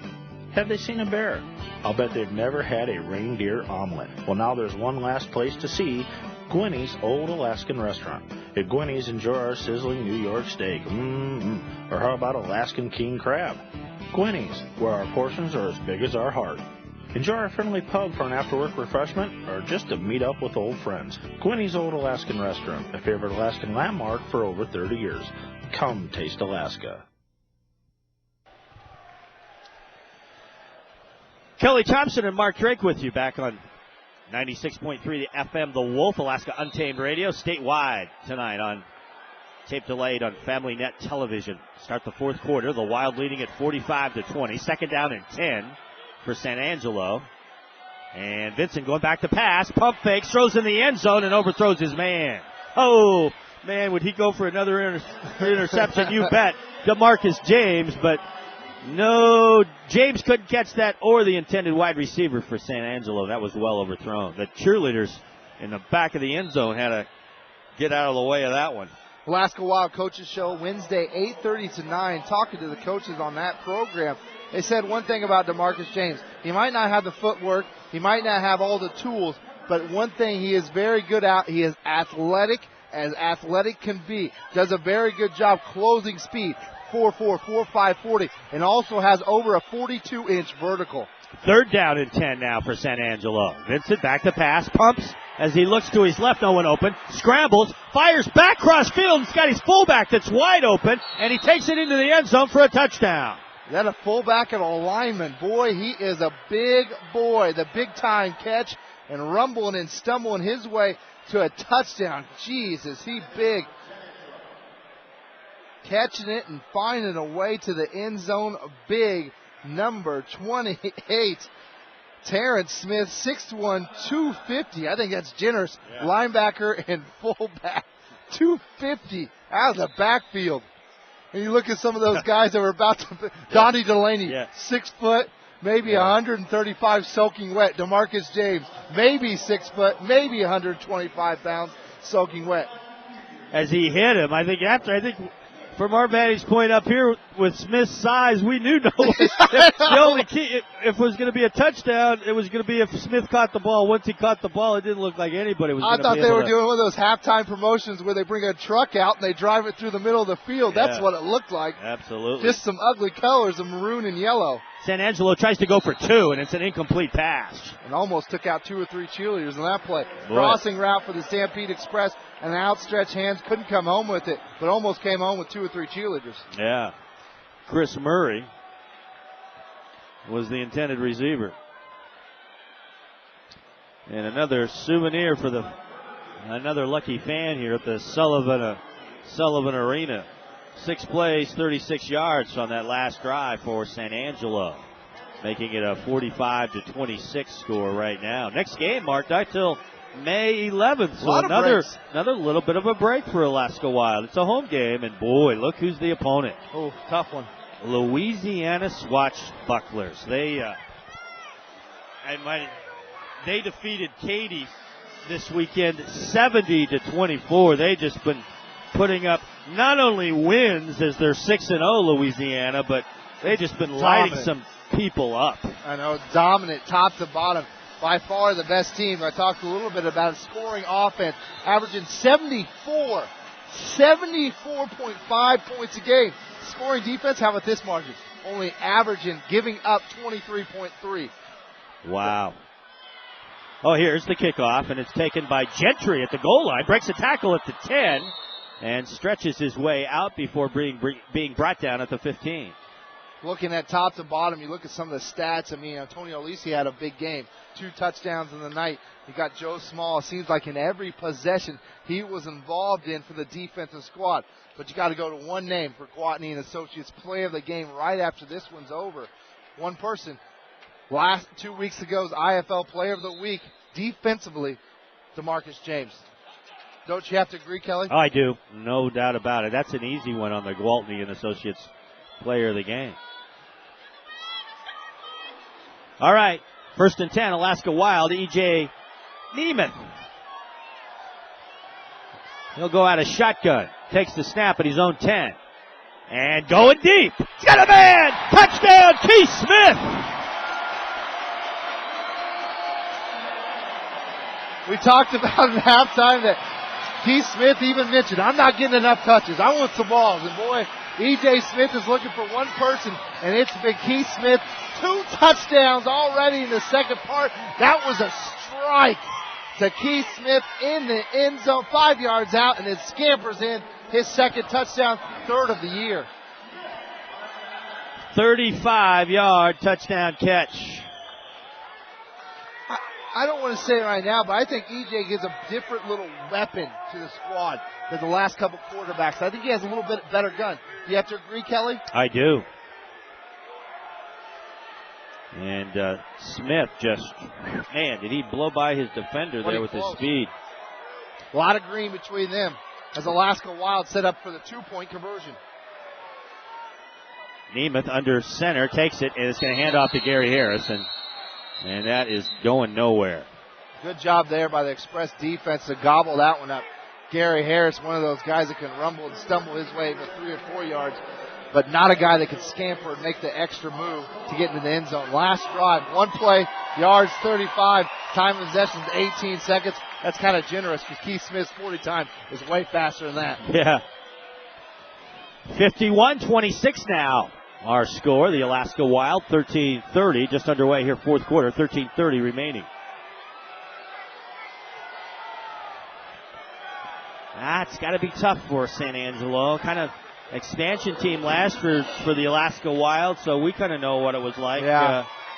Some bumps and bruises, and one thing that they have in their benefit, Mark, is just, boy, they've had a crazy schedule, but 5 out of their last 6 games will be at home, man. After they come back from Fairbanks, they'll play 5 of the 6 remaining games at home in San Angelo. And you look at the schedule, I mean, the other team that has that nice schedule is Alaska Wild. They're looking the same way. They come back home and they pretty much stay in the state going into the Fairbanks Grizzlies. And anytime you have a team that's only won 1 game on the year, you got to like those the last 4 or 5 games of the year, especially that playoff push. As Alaska Wild sit right now 3-2, poised to go now 4-2, sitting at the upper echelons of the IFL, looking for that home field advantage. Snell on the return to the 12-yard line. So the Express will start there. We talked a little bit about the Alaska Wild on the season. Only 2 losses. They all came on the road at Frisco Thunder. The big loss, 50-41. The Thunder dominated in that last fourth quarter to get the big-time win. Down in CC, one of those tough games as well. 50-35. I thought top to bottom CC was the better team in that contest. Then the rest of the way, it's been a perfect slate. Perfection at home at the Sullivan Arena. Vincent under center, 2 receivers to the right, 1 to the left, up, and everybody moved except the ball. Center might not have had the correct snap count. I think everyone along that line of scrimmage thought it was on 1, and except the center who thought it was on 2. So penalty procedure call on the Express. I mean, everyone was moving, Mark, except the center. Hike it. It was a floodgate.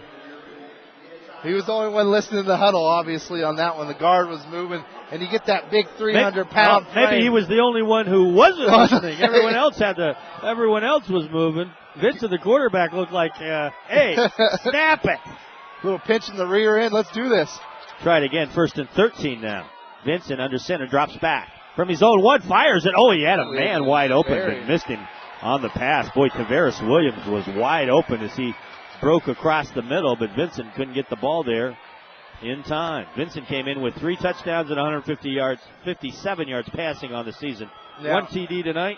1 TD tonight. One of those guys that had trouble, I think, hitting those nice open receivers, and that was an opportunity he squandered. Overthrew him about 5 or 6 yards, and he was wide open. I mean, wide open. Look at the scoreboard, 51-26, 12:02 left. You got to think the Stampede Express has to work on one thing, getting better for the next 2 or 3 games. 3 receivers to the right, and Vincent takes the snap, again drops back, fires short pass, and a short pickup, just about 3 yards. Brought down at the 13. Mao Tozy gets all the way out there from his defensive end spot. How do you like that, to make a tackle on a pass play that was thrown out to the right to Jay Williams? Been on the road with a couple of these guys, and you've seen enough games to tell, Kelly. I think the defensive front is by far the best in the league because I think they're the most athletic by far. You got Mao Tozy, ex-NFL player, played with the Arizona Cardinals, All-American in Idaho. You're getting other ones. IFL All-Star last year, George Nogan. And up front, you got Joseph Hobley, 6'4", 6'5", he can move. Vincent, 3rd down and 10, back to pass, looking deep, and another interception. Another interception by DeMarcus James, and here he comes. Out from his own goal line, gets a block, spins free, cuts along the 10-yard line. Could he do it again? Yes! It becomes a laugher. It becomes a foregone conclusion when he gets one.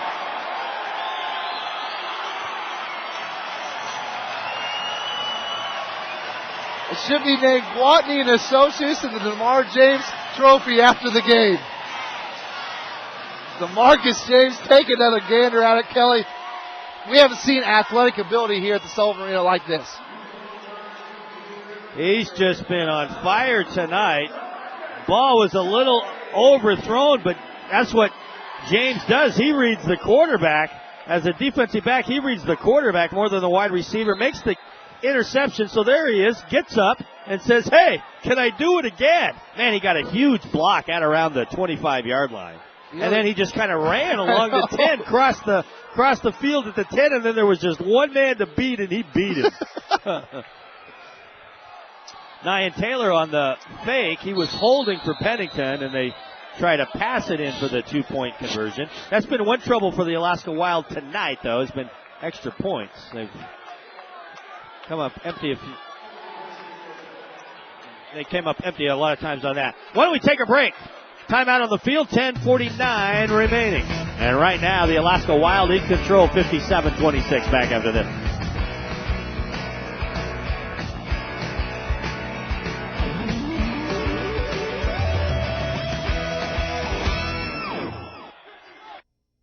Alaskan-made Superior Logs. Simple yet superior. Superior Logs homes are designed to your specifications and bolt together in hours. We've been manufacturing Alaskan-made pre-cut log packages for homes, cabins, and businesses since 1983, and we provide log siding too. In Anchorage, call 345-3323 for more information and view more pictures online at www.superiorlogs.com. Alaskan-made Superior Logs. Simple yet superior.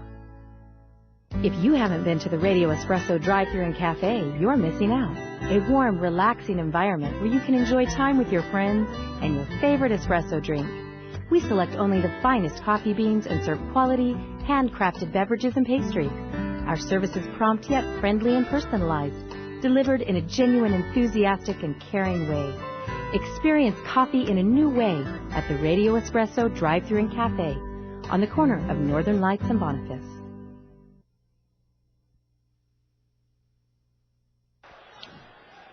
All right, a little extra curricular activities again on the return kickoff by San Angelo. Really still taking place right now as the head referee coming over trying to calm things down. San Angelo, they can look and they can read. They can read numbers up on the scoreboard, and they're down 57-26.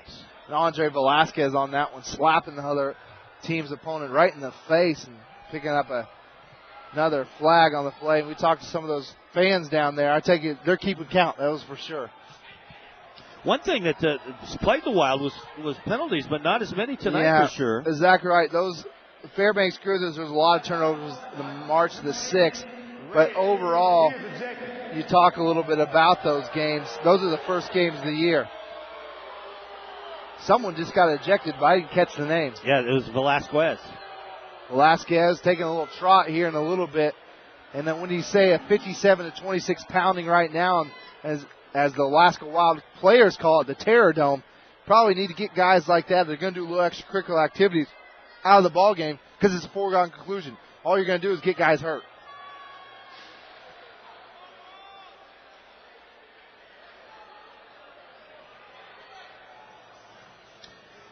So in an ejection in the IFL, you literally cannot stay on the bench. You got to leave the stadium or leave the field, go into the locker room. Pretty good rule, especially how close proximity to the other team. There's only a couple of water boys separating both squads.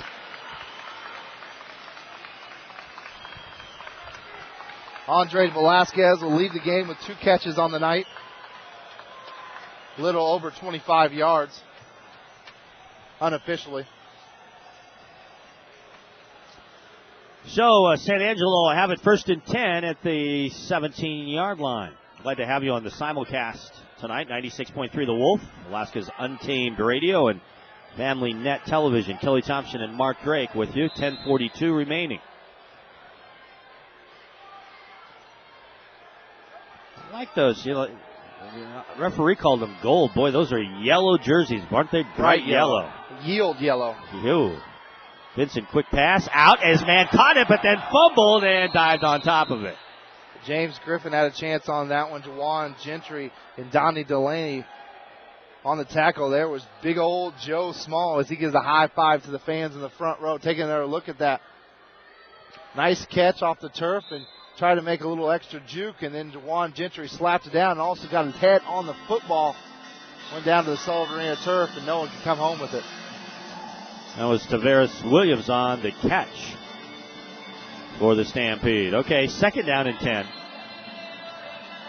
Ball at the 18-yard line of the Alaska Wild.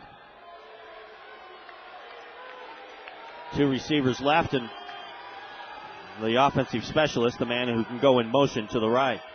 Vincent wants to look left and overthrows his man, and this one is picked off by James Griffin in the end zone. Griffin is going to hand it off to DeMarcus James. What are they going to try to set a league record maybe for interception returns for touchdowns? After the interception, also a flag was thrown deep in the end zone. Overall, he said, heck, I see your track record. I might as well toss it to you, see if you can bring it back to the house. There was a flag on the play. I don't know what's going to stand. And Loudermilk just picked up one as well. Express just losing it all. I tell you one thing, the Zebras, the pot's about full, and it's about to boil over. Well, the referees need to get a control of this game right now as they throw a very late flag on someone for San Angelo that obviously said something point blank to the official. We have two penalties against goal. One live ball, one dead ball. Well, we have a personal foul, face mask. 9-yard penalty. Let's go.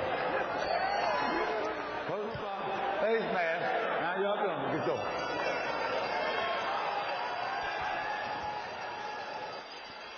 Well, the INT will stand by James Griffin. He's the second IFL defensive back on that tally on the season. Boy, he just adds to his total. And the total of Alaska Wild, by far the best defensive back stats-wise in the whole league. Unsportsmanlike, number 55 goal. We have a first down. So those are two big ones, both on San Angelo. Boy, they have had a huge number of penalties here tonight. So a face mask followed by an unsportsmanlike gives Alaska Wild the ball just inside Stampede territory at the 24-yard line, 1st and 10. EJ Nemeth from shotgun. No one open deep. Soft little toss short to Nyan Taylor. And Taylor takes it up to the 15-yard line where there's another flag. EJ Nemeth with that 6'4", 6'5 frame, 245, does a very good job buying himself some time there. Kind of gets some background passes. Gary Harris on the blocking there. Tosses it out to on the corner dasher boards to Nyan Taylor. He rumbles up the sidelines for a nice little pickup.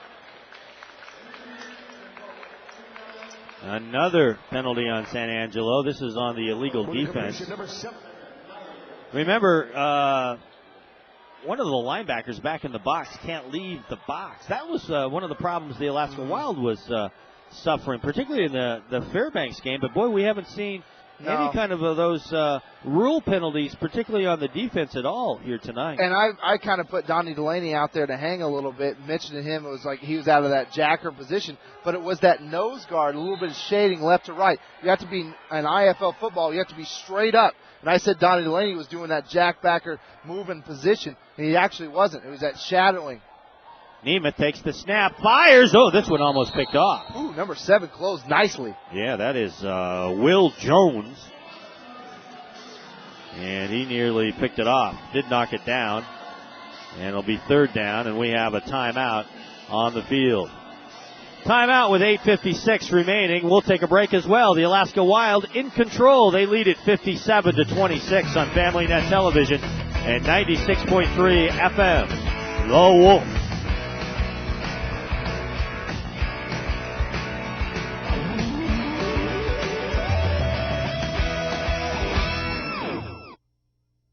Are you looking for wholesome reading materials for you and your family? Do you need unique and encouraging gift ideas? Located on the Palmer-Wasilla Highway by beautiful Wasilla Lake, Shalom Christian Books and Gifts offers a wide range of inspirational books and gift items. Come visit us for the Bibles and books you know us for and discover our selection of artwork, DVDs, clothing, candles, music, Life of Faith dolls and books, individual and box cards, and more. We hope to see you soon at Shalom. Oh, sorry. PC, hey, how's it going?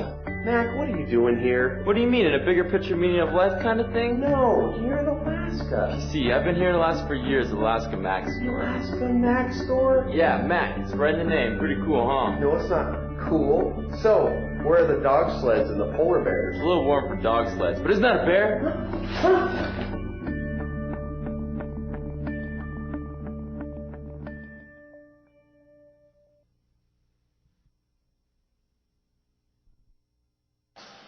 Kelly Chops and Mark Drake at the Sullivan Arena for Monday Night Football tonight. 3rd down and 4 right now for the Alaska Wild. They're in control here in the 4th quarter. Fake handoff. And the big guy, the quarterback, E.J. Nemeth, taking it himself, picking up the first down. And plows his way inside the 10 to the 7. Also plowing his way is Antonio Alicio. Leads the way for E.J. Nemeth as he picks up a first down, and Antonio Alicio got all he could of the defensive backer there on that play.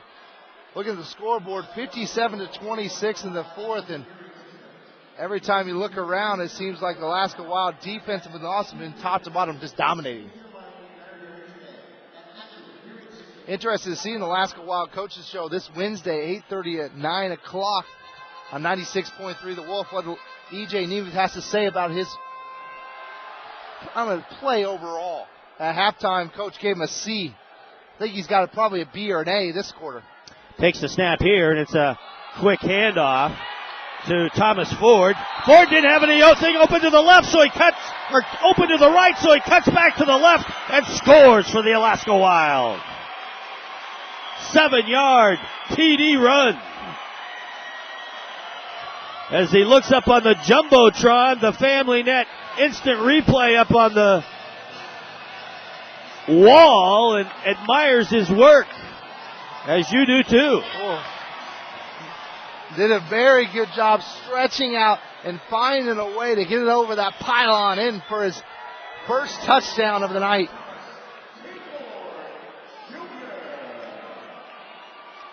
Thomas Ford on the year. His 4th TD, and boy, he just has a nose for the end zone, doesn't he?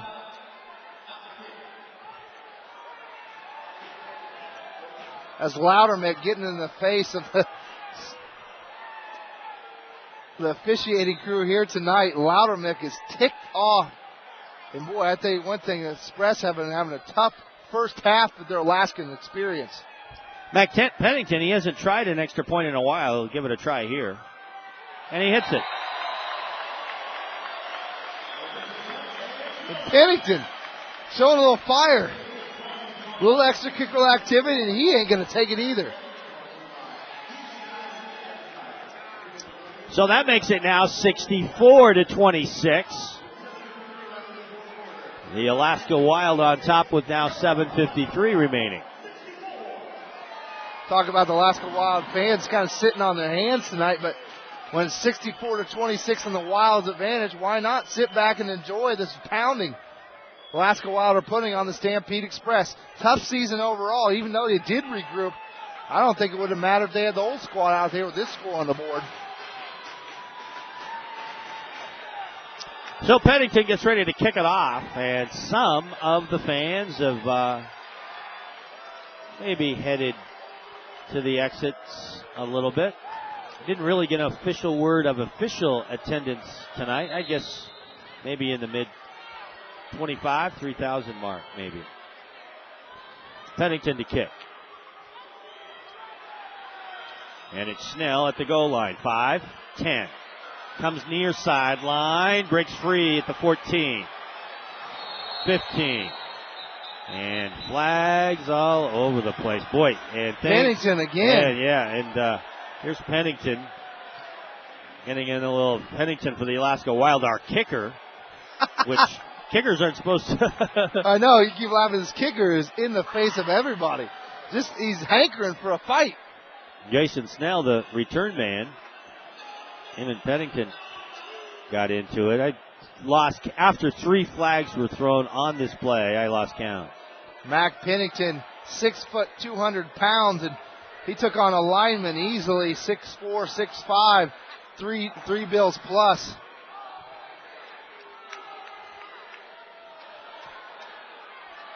Well, this one's going to take a long time to sort out for the officials, I think.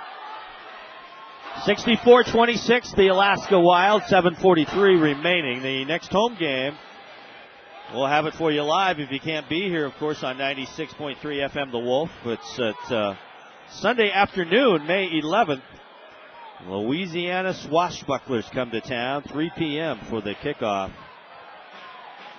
We'll also have a preview of that, 96.3 The Wolf, Alaska's Untamed Radio with the Coaches Show. Every Wednesday, 8:39. Upcoming home games right here at the Sully. Sunday, 5:11, as you aforementioned, against the Louisiana Swashbucklers. They're undefeated in last year's IFL champs. Then next up, a pretty good squad, Corpus Christi Hammerheads. 2 tough back-to-back opponents. And in between those 2 games in May here at the Sullivan Arena, the Alaska Wild will go on the road. They'll go down to Odessa on May 17th. And then on May 24th, they'll play Central Texas. Central Texas located near Waco. Then we got unsportsmanlike against Red. Unsportsmanlike against Red. First down. So they mark the 2 unsportsmanlikes against one another, and the ball will end up being down at the 11-yard line for San Angelo. And then both of those games will be covered by you, Kelly. Where the heck is Syntex? Belton, I looked it up today. Sounds like a Meckham. Belton, Texas, which looks like to me almost a suburb of Waco. Sounds like a metropolitan city. Vincent under center. Back to pass and fires and catch. Short gain of about 4 yards. Pass caught by Chris Murray. Katie, I was talking to Matt, the voice of San Angelo. San Angelo they don't do their home games on radio, but they do all the road games. And he was talking about some of the venues around the league. Seeing some of the venues, I think one of the nicest is the Frisco Thunder, which they had all their home games right at the beginning of the season, and now they're on a long road stretch. Here's a pass and caught. Made by Murray down in Alaska Wild territory, and he swung down at around the 14-yard line. You went on the road twice. Twice. And what did you think of, where did you go, and what did you think of those venues? I thought one of the best trips of all time is Frisco Thunder, right outside of Dallas, one of those beautiful, beautiful little suburb cities, and I thought it was one of the best arenas out there. Corpus Christi is unique, I would have to say. It's literally a barn. They have a lot of stable events in there and stuff like that, rodeos, and it's an interesting thing to see how low the ceiling really is. Pretty much every extra point hits something, you might say, up top in the rafters. That's what I was going to ask you. That's what he was said. Quick pass is completed for a short gain. That's what it's literally an outdoor barn. Literally an outdoor barn. And a lot of the kicks, you can't really kick it off high normally because it hits the roof of the barn. Yeah, and in the middle of the extra point field goal post, there's an air duct that sits right in the middle of it, so you can have to kick it lower. Vincent back to pass. It's got another short gain out to the left as he threw it out to Chris Murray. Interesting facility, but it was by far one of the nicest, I would say, crowds top to bottom. Pretty much sold out, and they were very intense and involved in that contest. It might have been the atmosphere, how small it really is, and pretty much we're on the field. We're right next to the dasher boards. We had 2 or 3 plays where the guy came over at us, and we were playing a little dodgeball. Well, he mentioned that this is by one of the top facilities, obviously, in the IFL, the Sullivan Arena. Ball knocked away in the end zone. Nice defensive play. DeJuan Gentry getting into the act a little bit as he nicely knocks the ball away from the San Angelo wide receiver. 3rd down and 5 upcoming for San Angelo. They have the ball at the 8-yard line, but trailing 64-26. Got to thank the commander back at the studio on the 1s and 2s, doing a great job back at our home base at 96.3 The Wolf. Clock running. 4:14 left to go.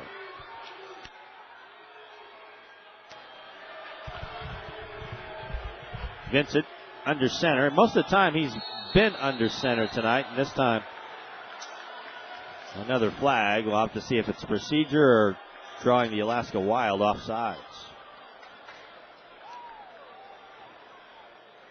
Remember, top 6 teams make it to the playoffs. Right now, the Wild in 4th place.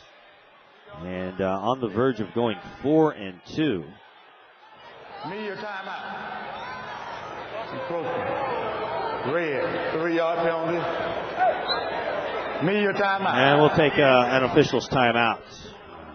4:01 remaining.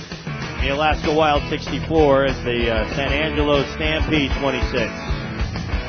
It's an Alaska Wild night tonight. Thomas Ford on a TD as we go to break. Have you ever had a diet fail because you were hungry all the time? If you have, don't worry. It's not your fault. It's almost impossible to lose weight if you're always hungry. Hi, I'm Steve Bostic. And I'm Scott Johnson. We're the creators of Brightside, the hunger-smashing smoothies. Our secret is a cutting-edge appetite manager called Appamine. It's in the smoothies. You drink the smoothie, it knocks out your appetite and helps you burn more calories than you take in, safely and without being hungry. And that's what leads to weight loss. We want you to look good too, so we're going to do something crazy. Call within the next 10 minutes and we'll let you try right-sized hunger-smashing smoothies before you buy them. Here's how it works. Just pick up the shipping and handling fee, try the smoothies for 2 weeks, and either you lose the weight or you'll never pay for them. Call this number to try it free now. Call now and get a free 2-week trial. All you pay is shipping and handling. Call now or visit rightsizetrial.com. 4th down and 2. Ball just inside the 5-yard line. Vincent takes it, fires, got a man, touchdown. Too little, too late for San Angelo, but it is a touchdown pass from Vincent to Chris Murray.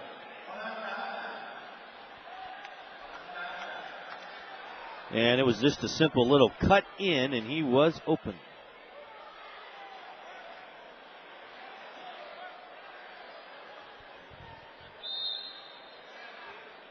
San Angelo will go to 0-6 and head up to Fairbanks. That should be an interesting matchup for the Fairbanks Grizzlies. Again, they'll take on this team a week, this coming Saturday night, in fact, up at the Carlson Center. Fairbanks coming back from a road trip. They lost to Corpus Christi 55-37 on Saturday. Extra point is up, and it is good by Sean Riley, making it 64 now to 33. Well, you can get some high scores in this league. Central Texas 84 points over Odessa over the weekend, 84-54, and Louisiana Swashbucklers, man, they seem like they score at least over 60 every game. They scored 70 on the Katy Rough Riders, winning 70-24. Mark Drake is somewhere in the building. He's hanging around downstairs. You want to go to Mark? Let's go to Mark. Well, I'm with DJ Nemeth, kind of the man of the hour. I like how you said my name. I know, for the first time, right? You know, you got that. And everybody's going to talk about your look. You look more Alaskan than anybody else out here. No, it's why all my friends back home said I should fit in perfectly up here, which I think I do. So did you have this when you were at the Stampede Express a couple weeks ago? It wasn't quite this big. I usually start growing it right before camp, so I've been growing it since about mid-January. So it's only going to get bigger. I'm impressed with it. You've got to be impressed with your new team, the Alaska Wild. Are you glad you kind of jumped ship a little bit coming in to see this score right now, 64-33? Half of it's because of you. I was very upset about the situation in San Angelo, and I felt that I wasted my time down there, but luckily they saw some film on me from down there and got up here, so it turned into a good situation. Well, good luck up there. I know you got to go back to work. Kelly, back up to you. All right. Thanks, Mark. E.J. Neiman, new quarterback for the Wild. It's kind of nice. We can literally go right down to Mark down on the field and on the bench. 3:55 remaining, and the Wild leading it 64-33. On the verge of going 4-2 on the season. Hey, Kelly, they just seem to keep improving. Right here, you see the communication in full effect. Seems like every single thing is saying, hey, let's get it. I mean, it's foregone conclusion, 64-33, and everyone's cheering on the offense. Hey, let's put one more up. Let's put one more up. Let's get to that 70 mark with 3:46 left. All right. That would be. Check that in a minute here. I was just seeing what the record for the Alaska Wild scoring-wise is so far this year. They're going to keep it on the ground, and it's a handoff to none other than Tony Lolicio straight up the middle for a short game. Got to watch the Alaska Wild right now with a 64-33 lead, poised to get their number 4 on the season. Just to run out the clock and see what they can do. Keep the clock running, get out of here with a win without any injuries. Well, this 64, that's what they scored. Remember last game we had, Mark, they put 64 on the Grizzlies. But, man, way back when they started the season on March 6th, you did that game 88-12. That was a record setter for the Alaska Wild in points. Interesting first game, you might say. You're going 88-12. How can this game keep going on, especially in professional football? But, you look at other scores around the league. Louisiana Swashbucklers are easy almost every game, putting up at least 70. I think they come in averaging around 73 points a game. So it's a squad that can put up a lot of points. You're sitting right now with 2:30 left. Alaska Wild may put up another one and get over that 70 mark as they sit with 64-33. Another handoff to Tony Lolicio. Short game. 3rd down and 9 now.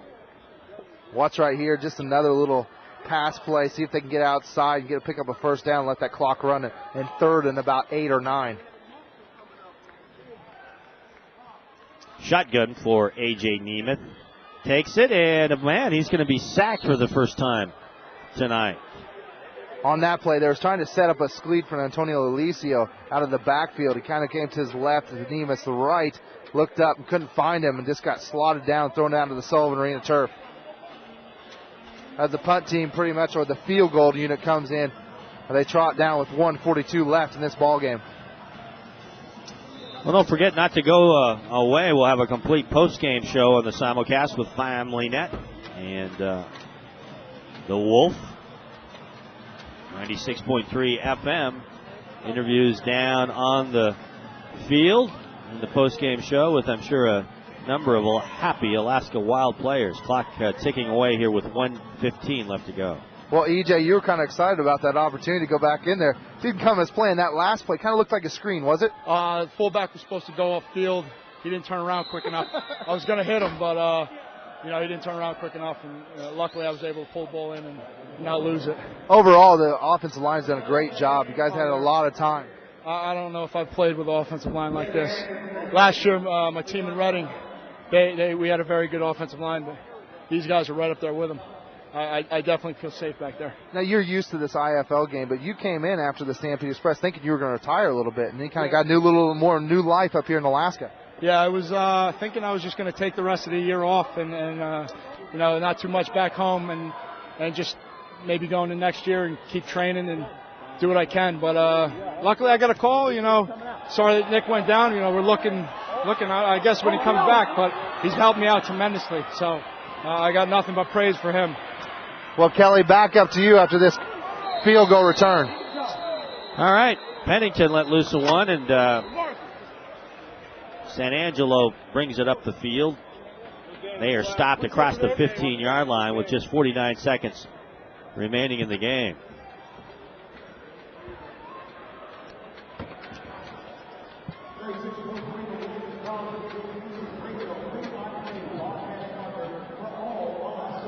With 49.3 seconds left, 64-33. You usually see an immediate timeout here, but I think they're just going to run it by with the score, of course, 64-33. Kelly, I don't know what you see up there stat-wise, but top to bottom, I think it's been, as these guys are talking about, complete domination. Keep yelling at, hey, we won 2 games that we just dominated top to bottom. We talked about that 88 killing against the Fairbanks Grizzlies, and I think it's the same momentum, 64-33, kind of a tale of 2 halves, Kel. Yeah, it was San Angelo kind of kept it close in the first half, and remember they were on the verge of scoring and maybe tying it or taking a lead into halftime, and then Alaska Wild made that interception, and it really has been opened the floodgates after that for the Wild. They took care of things right after that, and as you're right, Mark, have totally dominated here in the second half. Yeah, and I think the top to bottom, I think the play of the game was when there's been a couple. Juwan Gentry's knockdown was a pretty good one because it was a nice timing, but DeMarcus James, 2 INTs in the third, kind of just set the tone for the rest of the ball game. Say, hey, this is the Sullivan Arena, this is our house, and DeMarcus James putting up another show and probably going to be the player of the game again. And he's got to be looking at, after 2 weeks ago, the IFL Defensive Player of the Week, he's got to be looking the same thing honors this week around, too. Well, we're keeping it right here during the last officials timeout. I don't know why the officials just don't blow right through these. But 49 seconds remaining, and it's 64-33. 2 more games, the 11th and the 29th in the month of May for the Alaska Wild. Make your plans. Louisiana, the Swashbucklers here on May 11th, 3 p.m. for the live kickoff. We'll have it for you on the simulcast with Alaska's Untamed Radio, the Wolf 96.3 FM, and Family Net Television across the state. Well, Kelly got Antonio Alicio, a guy that had a pretty nice little record. 2 for 2, 2 touches of the football and 2 touchdowns. You got to be pleased with your night. Hey, man, bleep happens, you know what I'm saying? That's exactly right. With that one run you had to go over 3 or 4 tackles and went right to the house. Your strength is really showing out top to bottom. Hey, it's part of football, you know what I'm saying? You got to be able to do all that, you got to take the pain, give the pain. You got to be pleased with now a 4-2 record pretty much at the midway point of the season. This is our home. You know what I'm saying? We can't be beat this year. This is our home. We're going to be undefeated. Trust me. At home.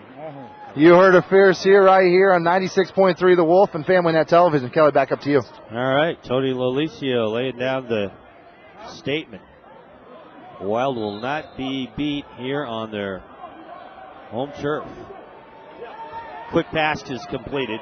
And San Angelo, I don't know why they might not even just think about taking a snap and a knee. Instead, they bobble the snap, but Vincent able to pick it up, and goes down, and wow, Mautosi welcomes him to Anchorage. Mautosi, just like from the days back as an Idaho Vandal, and an Arizona Cardinal, and that's it. Final score of the Alaska Wild, 64, in the San Angelo Stampede, 33. 64-33. We'll take a quick break. Come back with the postgame show after this timeout. This is Alaska Wild football on Alaska Net Television and the Wolf, Alaska's Untamed Radio. Postgame show coming up next with interviews and stats. Don't go anywhere.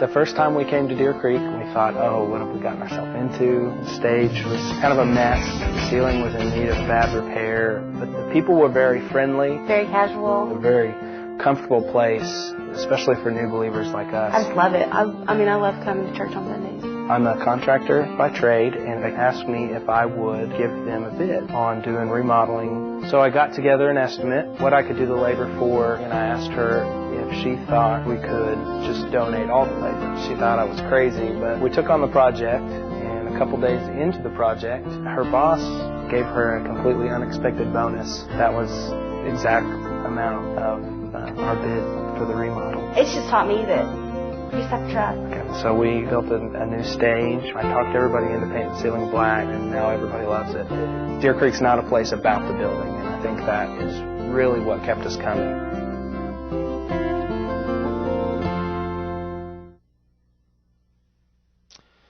(64-33). The Alaska Wild 4-2 on the season. Let's go down to Mark Drake. Well, on the field right here with the man of the hour, Keith Smith, you had a pretty great of a game. Coming into halftime, you were voicing your opinion. I want the ball. Came in a second, 2 catches, 2 touchdowns. You got to be pleased with your outcome in the second part of the ball game. Yeah, we picked it up in the second half, but we just need to work our kinks out right now. We got a new quarterback in, learning a new system. He just needs to work the rust off right now. We're going to stick with him until he get his game up. Ironically, next opponent for you is your former team, the IFL champs, and your former squad, Louisiana Swashbucklers. How nice is it to see a squad that you're very familiar with come into the Terror Dome, as you guys are calling it? I'm ready, baby. I'm psyched up right now. The boys have been calling me like, hey, you ready? I'm like, man, y'all know me. I'm born ready for this. I'm built for this. Well, they're a squad that's coming in, putting up a lot of points. Our defense is going to have a trouble, but your offense, their defense is just as good. Number 1 and 2 offensively and defensively. The main word is consistency. Like I say, once he works his kinks out, we'll be all right. We just need to get into practice next week and just rep it out until he feels comfortable when he sees something, throw it. Zachary Wright, thank you so much for joining us. Congratulations on another victory and 2 touchdowns. Appreciate it. Well, Kelly, back up to you, and I'll have Hans in just a second. All right, Keith Smith, an outstanding game as quarterback in the last game over Fairbanks, and a great game back at wide receiver at tonight's game. Well, Hans Deemer, head coach for the Alaska Wild, he's got to enjoy this 64-33 victory, and Mark Drake has him. That's right, Kelly, 64-33, top to bottom, pretty impressive. You guys are undefeated at the Sullivan Arena. How important is your home field advantage here at the Sully?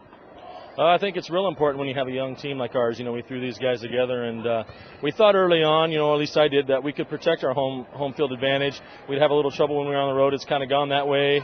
San Angelo's over and done with, and we're going to work towards Louisiana next so we can see if we can compete with the best in the league. Yeah, they're the best in the league. Talking to Keith, he says they're the best in the league. I thought you gave EJ a C at halftime. Comes out, has a whale of a game in the second half. He worked the ball deep to Keith Smith. How impressive was he the second half of this ball game, the third and fourth? I thought he was the best quarterback we've seen all year.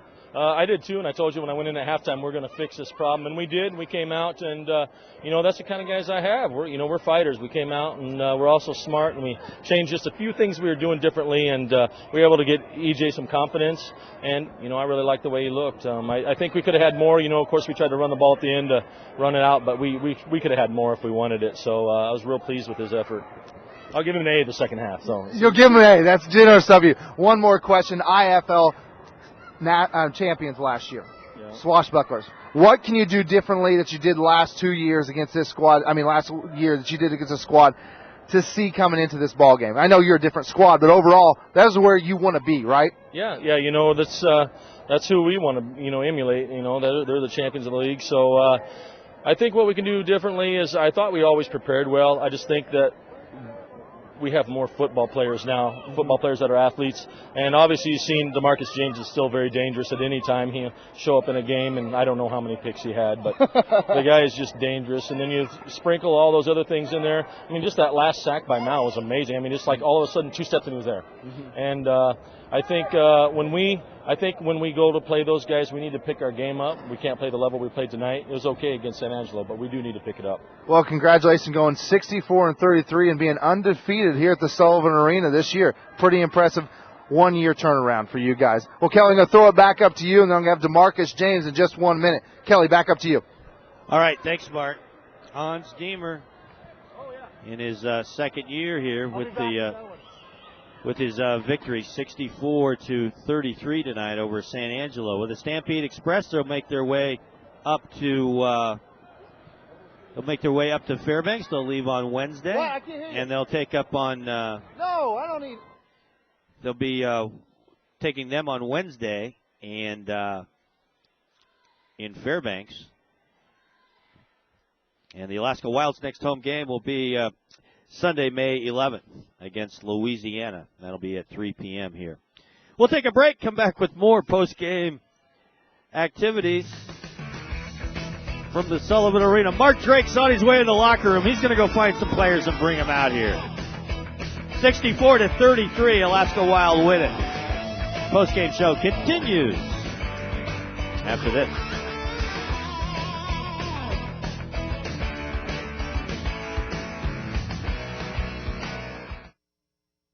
Sorry.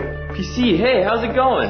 Mac, what are you doing here? What do you mean, in a bigger picture meaning of life kind of thing? No, you're in Alaska. PC, I've been here in Alaska for years, Alaska Mac Store. Alaska Mac Store? Yeah, Mac, it's right in the name. Pretty cool, huh? No, it's not cool. So, where are the dog sleds and the polar bears? It's a little warm for dog sleds, but isn't that a bear?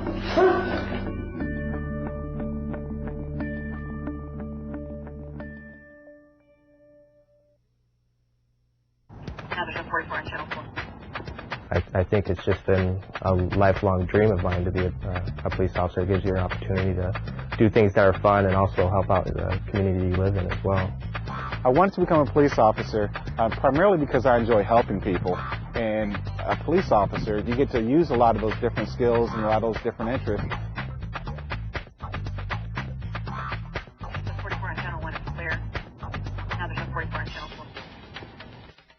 Are you looking for wholesome reading materials for you and your family? Do you need unique and encouraging gift ideas? Located on the Palmer-Wasilla Highway by beautiful Wasilla Lake, Shalom Christian Books and Gifts offers a wide range of inspirational books and gift items. Come visit us for the Bibles and books you know us for and discover our selection of artwork, DVDs, clothing, candles, music, Life of Faith dolls and books, individual and box cards, and more. We hope to see you soon at Shalom. It's smashing. It's catchy. It'll steal your heart. Anchorage Glacier Pilots with 50 games in 53 days. Summer 2008 is sure to be a real hit. Check the schedule on glacierpilots.com, then run from home to Mulcahy Stadium. Best in the nation is 5-time collegiate champions of the National Baseball Congress. Games and prizes for kids between every inning. Anchorage Glacier Pilots, the greatest show on dirt.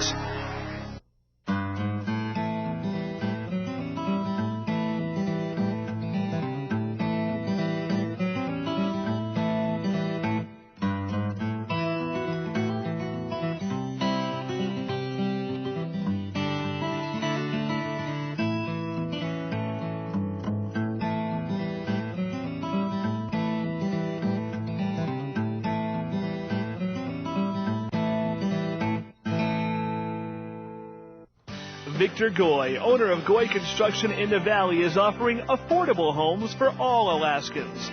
Drive out and see why our Rosemary model in Paradise Lake won the Matsu Home Builders Association 2007 Golden Spike Award. Custom or not, your family will appreciate the many upgrades we build into every home. Call Goy Construction in the Valley today at 373-3032. At Goy Construction, we can do it. 64-33, the Alaska Wild over San Angelo tonight. That's your final. Man, he was the hero of the game, the Gwaltney & Associates player of the game.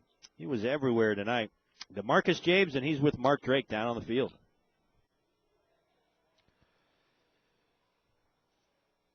I gave it to you. You got it. You got a Gwaltney player of the game. And we couldn't keep track of your tallies tonight on interceptions. You said officially 4, so I'll give it to you. And it seems like every time you touch the ball or James Griffin touches the ball, they flip it back to you. Hey, run it back to the house. How nice is that feeling to see how your defense is playing this year at the midway point? Oh, it's great, man. Our defense, man, they play a big part in our team. Defense wins championship. Offense wins games. Defense wins championship. Offense stepped it up. They put some points on the board for us, and we're going to do the same and try to step it up for them. It's a different squad for you guys overall, top to bottom. You're looking at the score now, 64-33. It used to be a flip-flop version of that. Isn't it nice to be Alaska Wild this year than it was last year a little bit? Yes, sir. Yes, sir. It's nice to be on the winning side of the ball this year. I mean, we stepping it up. I mean, we playing good ball together. I mean, we came together as a family. And the offense is stepping it up, defense is stepping it up, and we just taking advantage, taking it one game at a time.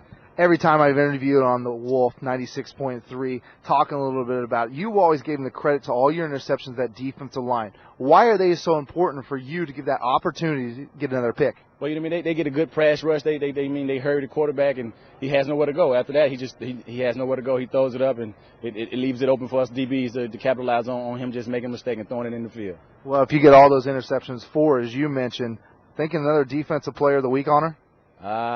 Hey. It would be your third. It would be my third. What you mean, defense played good. I mean, I'll take it if they give it to me, but you mean, hey, I'm not out looking for it. I'm out to win games. Well, a guy that's very modest up to a guy that's never modest. Kelly Thompson, what more do you got for me? Nothing. Thanks a lot.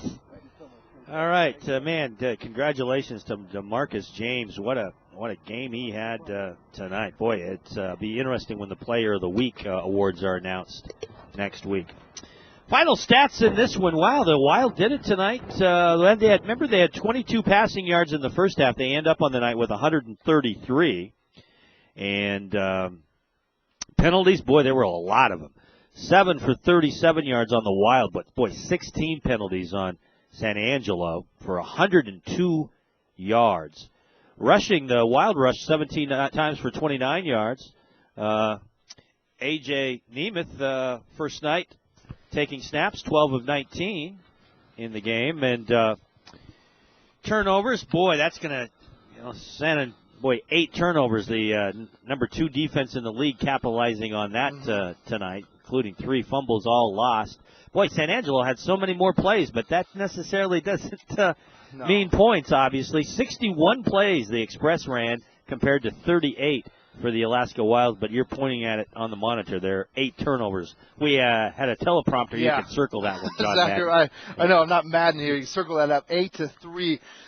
Shocker, you have 8 turnovers at the midway point. But we mentioned it in the pregame show, this is a different squad, San Angelo Stampede Express. Different squad coming out there, and they showed some rustiness, you might say.